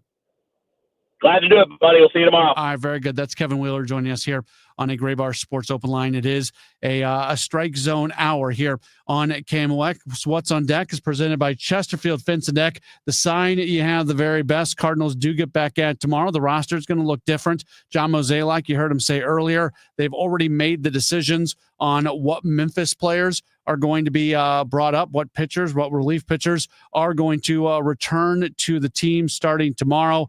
They've got open 40-man spots. They've got 3 open 26-man spots. So the roster is going to look a little different coming up tomorrow. Matthew Liberatore against Nick Pivetta, the pitching matchup. 8:40 first pitch. Our coverage tomorrow begins at 7:45. This is a Gray Bar Sports Open Line on KMOX. You are a successful electrical contractor, but you plus a dedicated team supporting your project from day one? That's taking your productivity to the next level. And Graybar can help you get there. Your relationships plus our relationships. Your capabilities plus our job site services. Your challenges plus our technical specialists. You alone can get the job done. But you plus Graybar, that's smart business. Yep, Graybar does that. At CertaPro Painters, we know that a happy place comes in many colors, like ones that inspire a sense of wonder, or a new flavor that makes life just a little bit sweeter, or one to celebrate those moments that lift you to new heights. We can reawaken any space to make your happy place your home. CertaPro Painters. That's painting happy. Each CertaPro Painters business is independently owned and operated. Contractor license and registration information is available at CertaPro.com. Hey guys, Glover here for my friends Mark and Neil Gelman from the Gelman team of eXp Realty. If you want immediate cash for your home or to see what your home is actually worth in today's market, find out for free from the local experts. 314-336-1991. Go to thegelmanteam.com. Why do the national tax resolution firms need the tiny fine print at the bottom of all their TV ads? Hi, this This is Lance Story with the Lance Story Law Firm. You don't hear fast-talking disclaimers in our ads because the claims we make are 100% transparent. The Lance Story Law Firm primarily focuses on one thing, IRS problems, and we're regulated by the Bar Association, and we have a AAA rating with the Better Business Bureau. IRS issues are serious legal issues. The Lance Story Law Firm has helped thousands of clients navigate the best resolution plans, and we tell you up front exactly how much it'll cost. Tax resolution law is all we do. So before you send money to some out-of-town, high-pressure salesperson, give us a call at the Lance Story Law Firm, located right here in St. Louis. Call today to schedule your free consultation with me, 314-260-6120, or visit LanceDruryLaw.com. The choice of a lawyer is an important decision and should not be based solely upon advertisements. Actual price will depend on product and subscription plan. Featured products or compounded drug products, which the FDA does not approve or verify for safety, effectiveness, or quality. Prescription products require an online consultation with a healthcare provider who will determine if appropriate. See website for details, restrictions, and important safety information. Want a boost in and out of the bedroom? Hims has you covered. Introducing a new 2-in-1 approach to level up your game. Tadalafil for better bedroom performance and zinc for testosterone support. Put it all together and you've got what you need to turn things all the way up. Getting started is simple. Just go to hims.com/joy to start your free online visit. Through Hims, you can access ED treatments including pills, chews, and more. 100% online. No office visits, no pharmacy lines. Just fill out a simple intake form and a licensed medical provider will determine if treatment's right for you. If prescribed, it ships free and discreetly to your door. Find affordable treatment options at up to 95% less than brand names at hims.com/joy. That's hims.com/joy, HIMS.com/JOY. Now, back to the Strike Zone, presented by Gray Bar on the voice of the Cardinals, 104.1 FM, KMOX. It is a Strike Zone hour of a Gray Bar Sports Open Line right here on KMOX. Building the Future is presented by Gray Bar. Gray Bar is headquartered in St. Louis. A great place to work. And this is a great day for building the future because that's exactly what the Cardinals have done yesterday and today, making the moves to trade Ryan Helsley, Steven Matz, and Phil Maton. Those three players produce 6 new individuals into the organization, and at least 3 of them are going to be in the top 30. Again, we're waiting to see the 2 players that they got from the Texas Rangers in Mason Molina and also Skylar Hales, where they're going to slot in. Again, they're number 27 and number 28 in the Rangers top 30. I don't know a lot about the Rangers minor league system. If it is a lot less deep than the Cardinals, which seems unlikely, then maybe there's a chance that those guys don't pop in the top 30. But I would think in all likelihood, they are going to be top 30 prospects. Reds are playing right now against the Braves. They've got kind of a weird schedule because they're doing that game this weekend in Bristol, Tennessee at the NASCAR track out there, which looks really, really cool. Love that Major League Baseball continues to do games like that. But Cincinnati did buy here at the deadline. Got a text message from Carlos, or excuse me, a message on the video stream from Carlos. And he says, I see that the Reds are playing like they want to win now. We're not playing like we want to do anything. I'm waiting for them to do better. I don't think the Reds are going to get in the postseason. And I'm not like, this is going to sound like I'm kind of, poo-pooing what they have, what they've done here. I appreciate them going for it. Part of me wonders if this is part of kind of the agreement that they had with Terry Francona.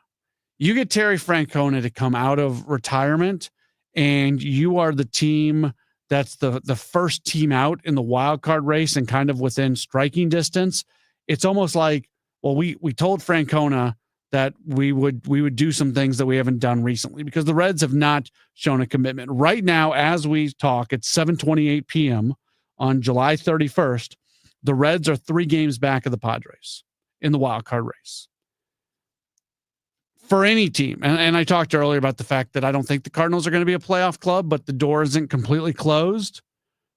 For there to be any scenario where a team that's not the Cubs, Phillies, or Padres, or Brewers, if the Cubs overtake them in the NL Central, or the Mets if the Phillies overtake them, you get that group of teams that are kind of in this wild card discussion. For any scenario for another team to get in, it's going to take the Padres just falling flat on their faces. And if you weren't paying attention today, the Padres had a fantastic trade deadline. They went all in. They brought in some really good players. They are a much better team right now than they were 24 hours ago. They made the moves. Look, that's their MO. AJ Preller is their general manager. He always does that. So is there a possibility where it just doesn't work for the Padres? Yeah, that happens sometimes. Like to a lesser degree, it happened to the Cardinals last year. They bought at the deadline with Fedde and Pham, and it didn't work. It just did not work, and they fell off eventually. So, but what the Padres did was at a different level than what the Cardinals did last year with Fedde and Pham. So that's not an apples to apples comparison. It's just bringing up a recent scenario where you buy at the deadline and it doesn't work out for you. I would assume that this is going to kind of even supercharge the Padres that much more. So what have the Reds done here? They don't have much of a chance of being a postseason club. And they just went and bought. And you appreciate the fact that they're going for it. I never want to be dismissive of a team going for it. But at the same time, they've probably hurt themselves long run. Not that they've given up a ton of prospect capital. I don't think anybody's sitting there in Cincinnati going, oh, we gave away the farm. They didn't. But when you are one of these mid-market teams like the Cincinnati Reds, especially a team like the Reds that doesn't have the track record of going all in, when you lose some of your controllable talent, that can have a negative impact moving forward. So look, it's good the Reds did what they did. I'm sure they had to do it because of just them bringing in Terry Francona and them honoring probably what they said to him before they hired him. But at the end of the day, I think we'll look back probably and say that the Reds went all in at the deadline. They made themselves better, but it still wasn't good enough for them to be a postseason club. We'll take a break. We got more coming up in just a moment. Kyle Reese is going to join us. We'll talk to him about what he thinks about the Cardinals' return. We'll do that next. It is a Graybar Sports Open Line on KMOX. The Chris and Amy Show will be at Forest Park this Friday, broadcasting live from 9 a.m. to noon. Why are we hanging out at the park? Because it finally won't be 1,000 degrees. No, we're teaming up with Jerry Kelly Heating and Air Conditioning and Electrical to do 100 acts of kindness. Yeah, we figured we'd go to the park and do something nice like hand out water or suckers or something. I'm probably going to wear shorts. So come say hi at the Forest Park Visitor Center this Friday from 9 to noon. You should do lemonade instead of water. Yeah, that's a good idea. They are a Hall of Fame company, MVP talent. That would be Chesterfield Fence and Deck, the sign you have the very best. Custom sunrooms, screen rooms, pergolas, patios, retaining walls, and more. Chesterfield Fence and Deck's products are guaranteed by a 5-year labor warranty. Mention me, Tom Ackerman, and receive 48 months interest-free financing on your next outdoor project with Chesterfield Fence and Deck, the sign you have the very best. The success you've already had matters at University of Maryland Global Campus because we're a school for real life. An accredited state university, UMGC lets you earn up to 90 credits toward a bachelor's for prior learning and relevant life and work experience, or transfer up to 12 credits toward a master's. We offer affordable tuition and online and hybrid courses. Classes start August 13th. Apply now and save with no application fee. Learn more at umgc.edu. Certified to operate in Virginia by Chev. At BOS, we help you bank boldly because sometimes life throws bold moments at you. Like noticing someone used your debit card to buy 100 party store gift cards. That's a lot of party supplies. Don't worry though, BOS has your back when there's suspicious activity on your account. And we work fast to address any fraudulent charges. Are you ready for a better banking experience? Then make the bold move and switch to BOS today. Visit bankwithbos.com. Member FDIC. Hey, facility managers. At Graybar, we're not just one of the largest distributors of electrical and datacom parts in North America. We're your connection to help make your buildings smarter. We work with best-in-class manufacturers to supply products for wireless, security, renewable energy, lighting, and critical power solutions. And we have a network of integrators nationwide that can help make it work all together. So, the next time you're thinking about making your building smarter, think Graybar, and we'll help you get connected. Visit graybar.com/connected buildings to learn more. Hi, I'm Andrew Suntrup. Buying your brand new Buick or GMC has never been easier. Here at Suntrup Buick GMC, our family-owned and operated dealership has been proudly servicing St. Charles County for over 30 years by always providing aggressive pricing, a massive inventory selection, and exceptional customer service. Buying from Suntrip means you get the best vehicle at the best price. Visit Suntrip Buick GMC today or visit us online at suntripbuickgmc.com and save more at Suntrip Buick GMC. Now, back to the Strike Zone, presented by Gray Bar on the voice of the Cardinals, 104.1 FM, KMOX. Back at it. It is a Strike Zone hour, all part of a Gray Bar Sports Open Line right here on KMOX here on a Major League Baseball trade deadline day. Only one move today for the Cardinals. They trade Phil Maton to the Texas Rangers. After yesterday, they moved on from both Ryan Helsley and also Steven Matz. That was a move that was made late last night. Cardinals announced it right around midnight. Very happy to welcome on to the program. I believe this is the first time we've had him on Sports Open Line. He and I did a podcast at one point when we were doing a few more of those, but we're very happy to welcome Kyle Reese onto the program. You follow him on Twitter at KyleR416. He is all over the place, writing and doing social media and doing videos and podcasts and everything so you can see everything that he does right there. Kyle, appreciate the time. How are you? That was a horrible intro for you. I'm sorry. No, I'm a horrible guest. It's perfect. I wouldn't have it any other way. Thank you, Matt. You're not. What's your takeaway on this whole thing? Because there's a contingent of fans out there that just think the Cardinals did an incredible job in what they got back. There's another group of people that can't believe this terrible job that John Mozeliak did. Where do you stand in the return for the Cardinals for the 3 expiring contract relief pitchers that they send off? You know, Matt, maybe it's just all these years of being conditioned to accept and to see some of the things that the Cardinals front office has done. But I think that when you're talking about 3 rental relievers, and Steven Matz probably didn't get the shake that he deserved, and it was kind of a weird year for Ryan Helsley, and Mr. Phil Maton pitched better than we probably all could have imagined. It was just such a weird year for 3 rental relievers. And when you see the promise and the potential of some of the prospects that the Cardinals got in return, while there isn't much at the higher levels that's going to impact the Cardinals, and definitely not in 2025, but certainly not in 2026, talking about a little further down the line. It's frustrating, but there is a lot of talent to build on that I'm excited to see how it develops with the Cardinals' new player development system and some of the angles and attack motions that they'll take with this group. Yeah, I've been most interested to watch the profile of players that they've been bringing in, because we saw it during the draft a couple weeks ago, and now this is the second chance to see it. I think Chaim Bloom's fingerprints are all over this, because it feels like they are bringing in a different type of player than they have brought in previously. Would you agree with that general thought? I think it's interesting.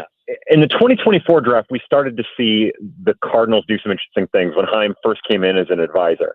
I remember with the 7th round pick, they took Andrew Dukanich, who was coming off of Tommy John surgery, gave him a little bit of a bonus in 2024 to be that 7th round pick. He made his organizational debut last night at Palm Beach, and he was electric.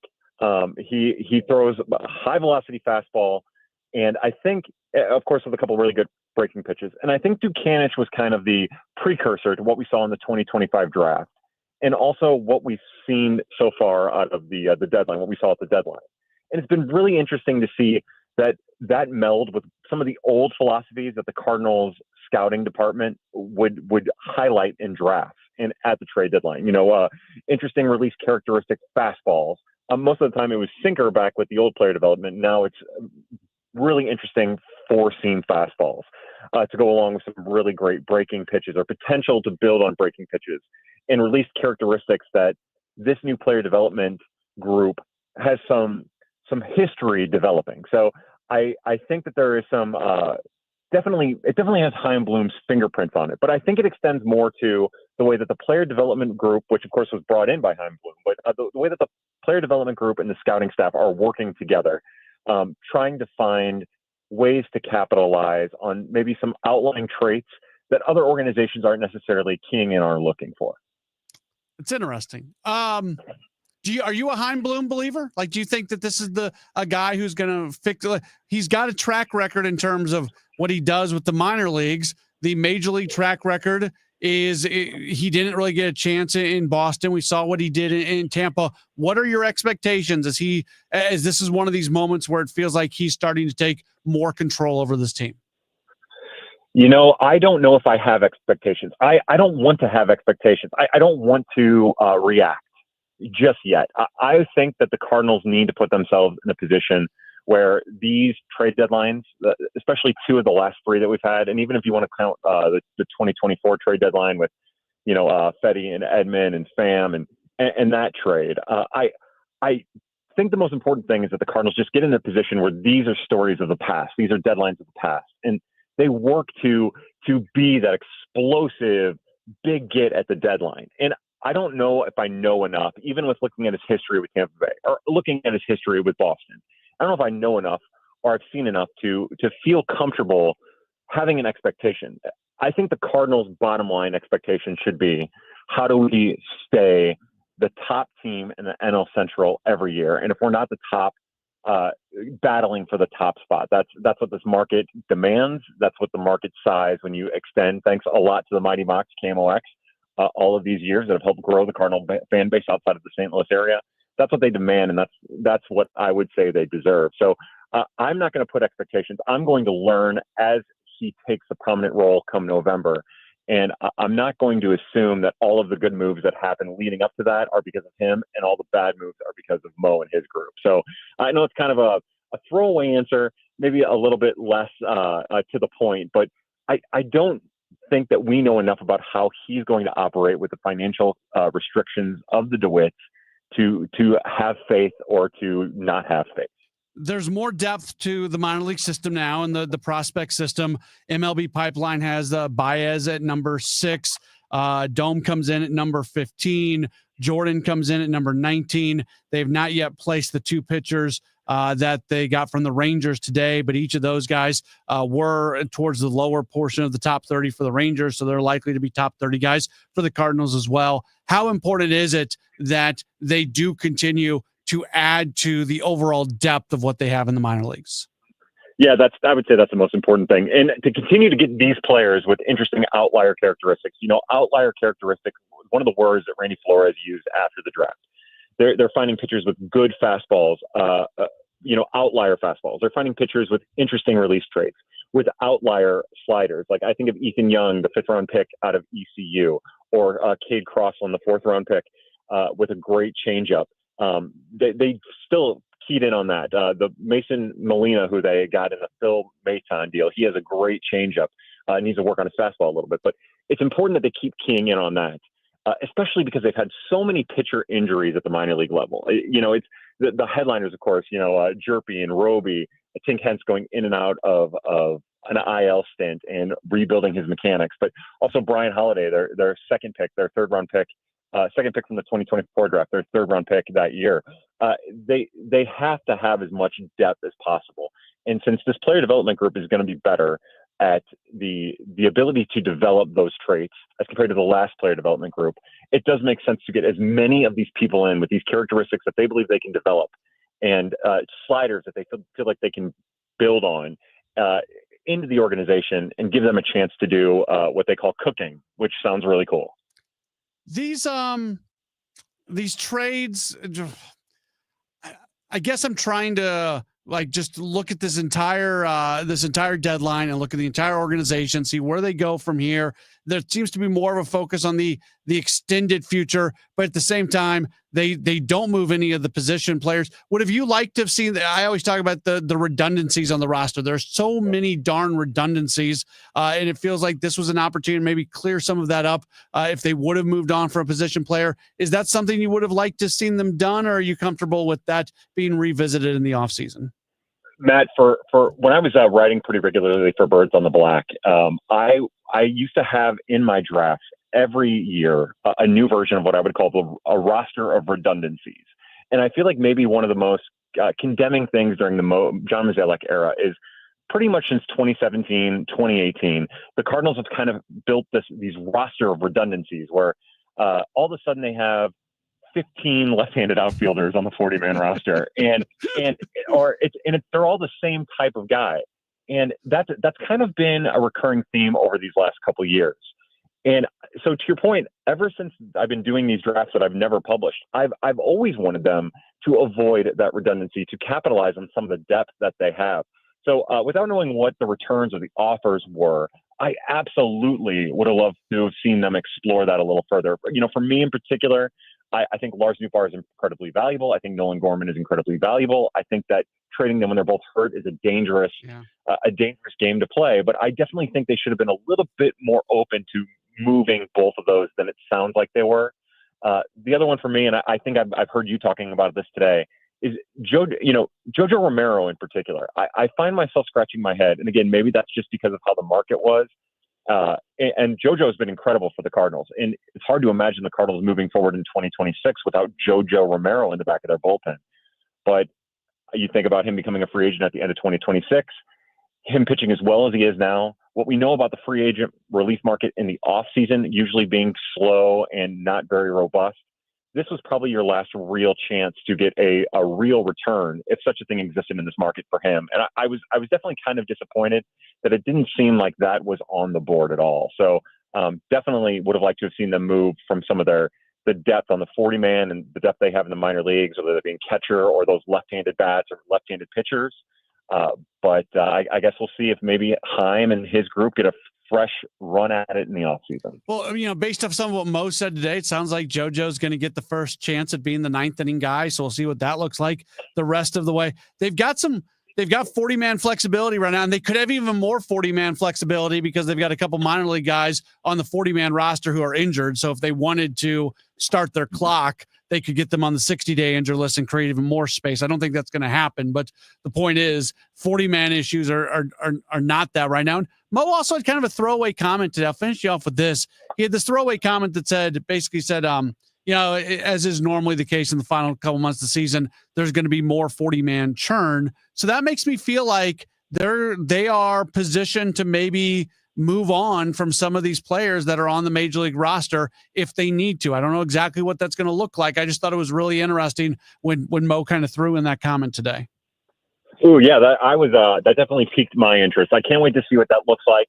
I don't know if that means maybe if Miles Michaelis continues to struggle that they'll make a move there. I'm anxious to see what happens with the left-handed side of the bullpen now, because all they have is Jojo Romero, and they don't really have a reserve on the 40-man.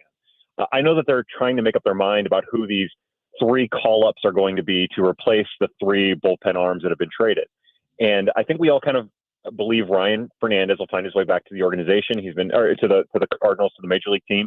He's been pitching really well for Memphis. We think that he might be one, but I'm anxious to see if not a flashy name or probably a long-term major league contributor, but I'm actually anxious to see if someone like Alex Cornwell, a lefty with really pronounced mechanics and some good off-speed offerings, makes a major league debut. A minor league journeyman at this point, Nick Raquette, he could be a really interesting lefty add to the bullpen. But I think that's the name of the game. I think it'll be interesting to see how they supplement that bullpen, and if they dip down and get to say, Quinn Matthews, you're having trouble with fastball velocity, you're having trouble with fastball location. Let's get you up to the majors. Let's see if you can work on it in short inning stints at the major league level. That's probably way out of the box.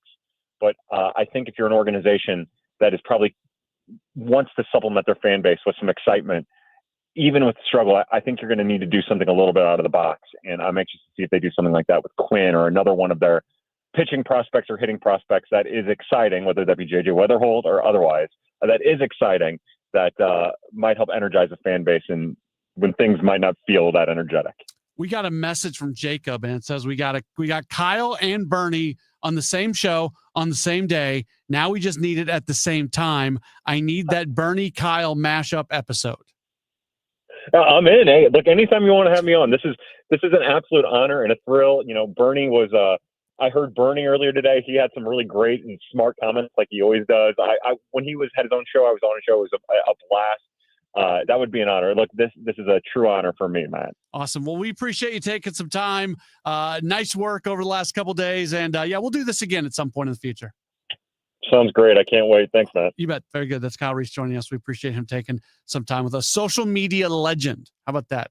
I should have said that to him while he was on the air. I gave him a terrible intro. I could have just called him social media legend. Instead, I'm like meandering through the different things that he does. And like I talked about, I don't think he does a lot of video. I said video. I don't know. I was just talking. Words were coming out of my mouth. I didn't know what they were. That's great when you do what I do for a living.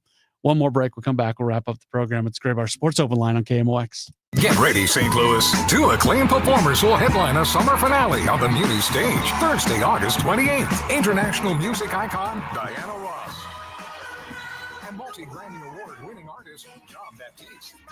And this is your chance to win a premium VIP experience to see the show. VIP includes a pair of box seats, a pair of VIP pre-party tickets, free drinks at the intermission bar, and a free parking pass. Register now online at KMOX.com/contest for your chance to win. Retiring soon? Get the information you need by joining Kyle Jones and Matt Allgeier of Fira Capital Management for your retirement highway, Sunday mornings at 9:30. Investment advisory services made available through Pine Ridge Advisors, LLC, registered investment advisors. Securities made available through AE Financial Services, LLC, member FINRA and SIPC. You might know Gray Bar for cable and connectivity, but there's one more thing you should know us for that can help optimize your project's total value, like our comprehensive electronic solutions for security, AV, wireless, and networking, or our specialized job site services, like material staging and kitting, or maybe our logistics specialists who can help you identify efficiencies and ensure just-in-time delivery. So consider what one more thing you may need to optimize your bottom line and get to know us for that. Yep, Gray Bar does that. Is your home, business, or church looking tired, chalky, or in need of curb appeal? Go Rhino. Tired of painting year after year?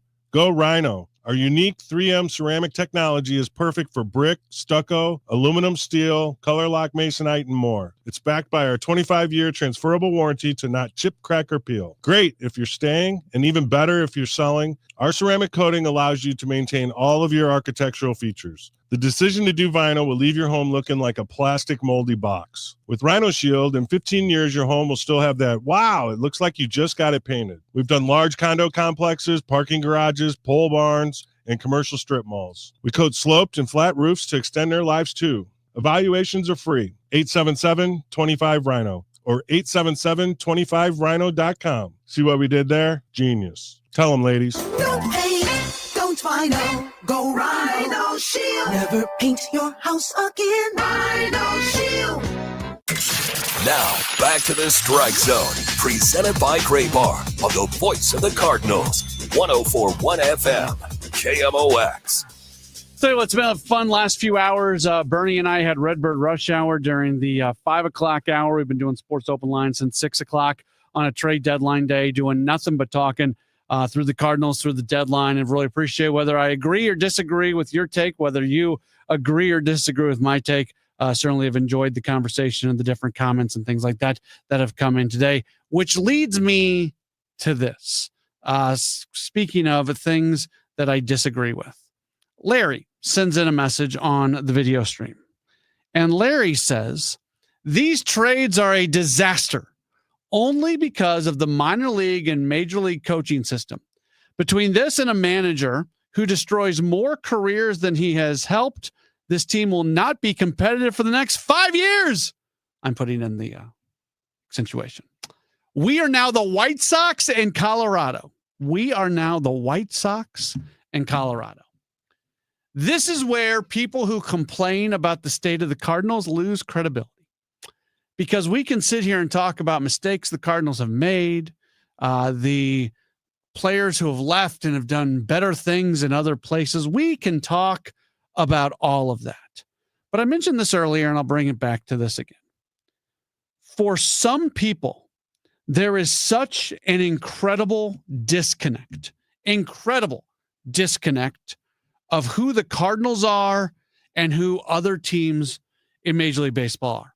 Like, I try to be very respectful of other people's opinions. I take pride in that. I take pride in having a forum where almost all opinions are welcome. But Larry, I appreciate you being tuned in. If you think the Cardinals are Colorado and the White Sox, you're clueless. You have no clue. Your clue has never been there. You don't understand what you're saying. These words are being typed out. You're angry. I'm angry. I'm not happy with the Cardinals. So I'm going to throw out this thing. Oh, they're Colorado. They're the White Sox. They're the Pirates. They're any of these teams. No, they're not. They're in a bad spot right now. They've been in a bad spot for a few years. They haven't been a playoff team since 2022. I'm not trying to put lipstick on a pig right now. I'll tell you the things that are wrong with this organization. There are things wrong with it. They're trying to get back to a certain spot. But there are organizations out there with ownership that does not give any resources, ownership that doesn't spend any money, fans who really just do not care, places that there's just not hope. There's no hope. There's hope in St. Louis. There is hope. You can be mad about the DeWitts. You can be mad about anything. But if you're reasonable, there's hope. You got a really smart guy coming in who's going to take over the baseball operation in Heim Bloom.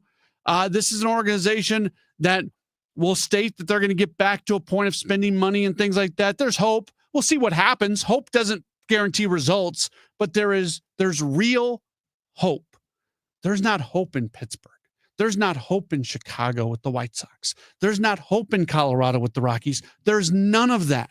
If you think being a Cardinals fan is like being a White Sox fan or being a Rockies fan, you have no clue. You have no clue. It's a different world of not being able to contend or compete. The Cardinals had a bad season last year. They didn't make to the playoffs. They were still above 500. The Cardinals have been above 500 since, May 7th until yesterday. Okay, I'm not saying this to lift them up, that they're doing the job that they need to do. No, there's much more they need to do. Even just being a playoff team isn't enough. You want more from the Cardinals. There's nothing wrong with asking for more from the Cardinals. But let's do that. Let's have that conversation. Let's not have this idiotic conversation of, oh, they're just like the Rockies. No, that's not it. That they're not the Rockies. They're not the White Sox. There's things they have to be better at. There's things they have to be better at, and there's things that hopefully they're getting better at. But that's not where they're at. They're at a starting point, if you want to consider this a starting point, which it's not. But if you go from here moving forward, they're a whole lot closer to being a very good baseball team than some of those other teams. So stop comparing the Cardinals to the Pirates, to the Rockies, to the White Sox. Just stop. Thanks for being tuned in. It's been a Gray Bar Sports Open Line. We'll talk to you tomorrow right here on KMOX. You know Gray Bar for electrical parts, but there's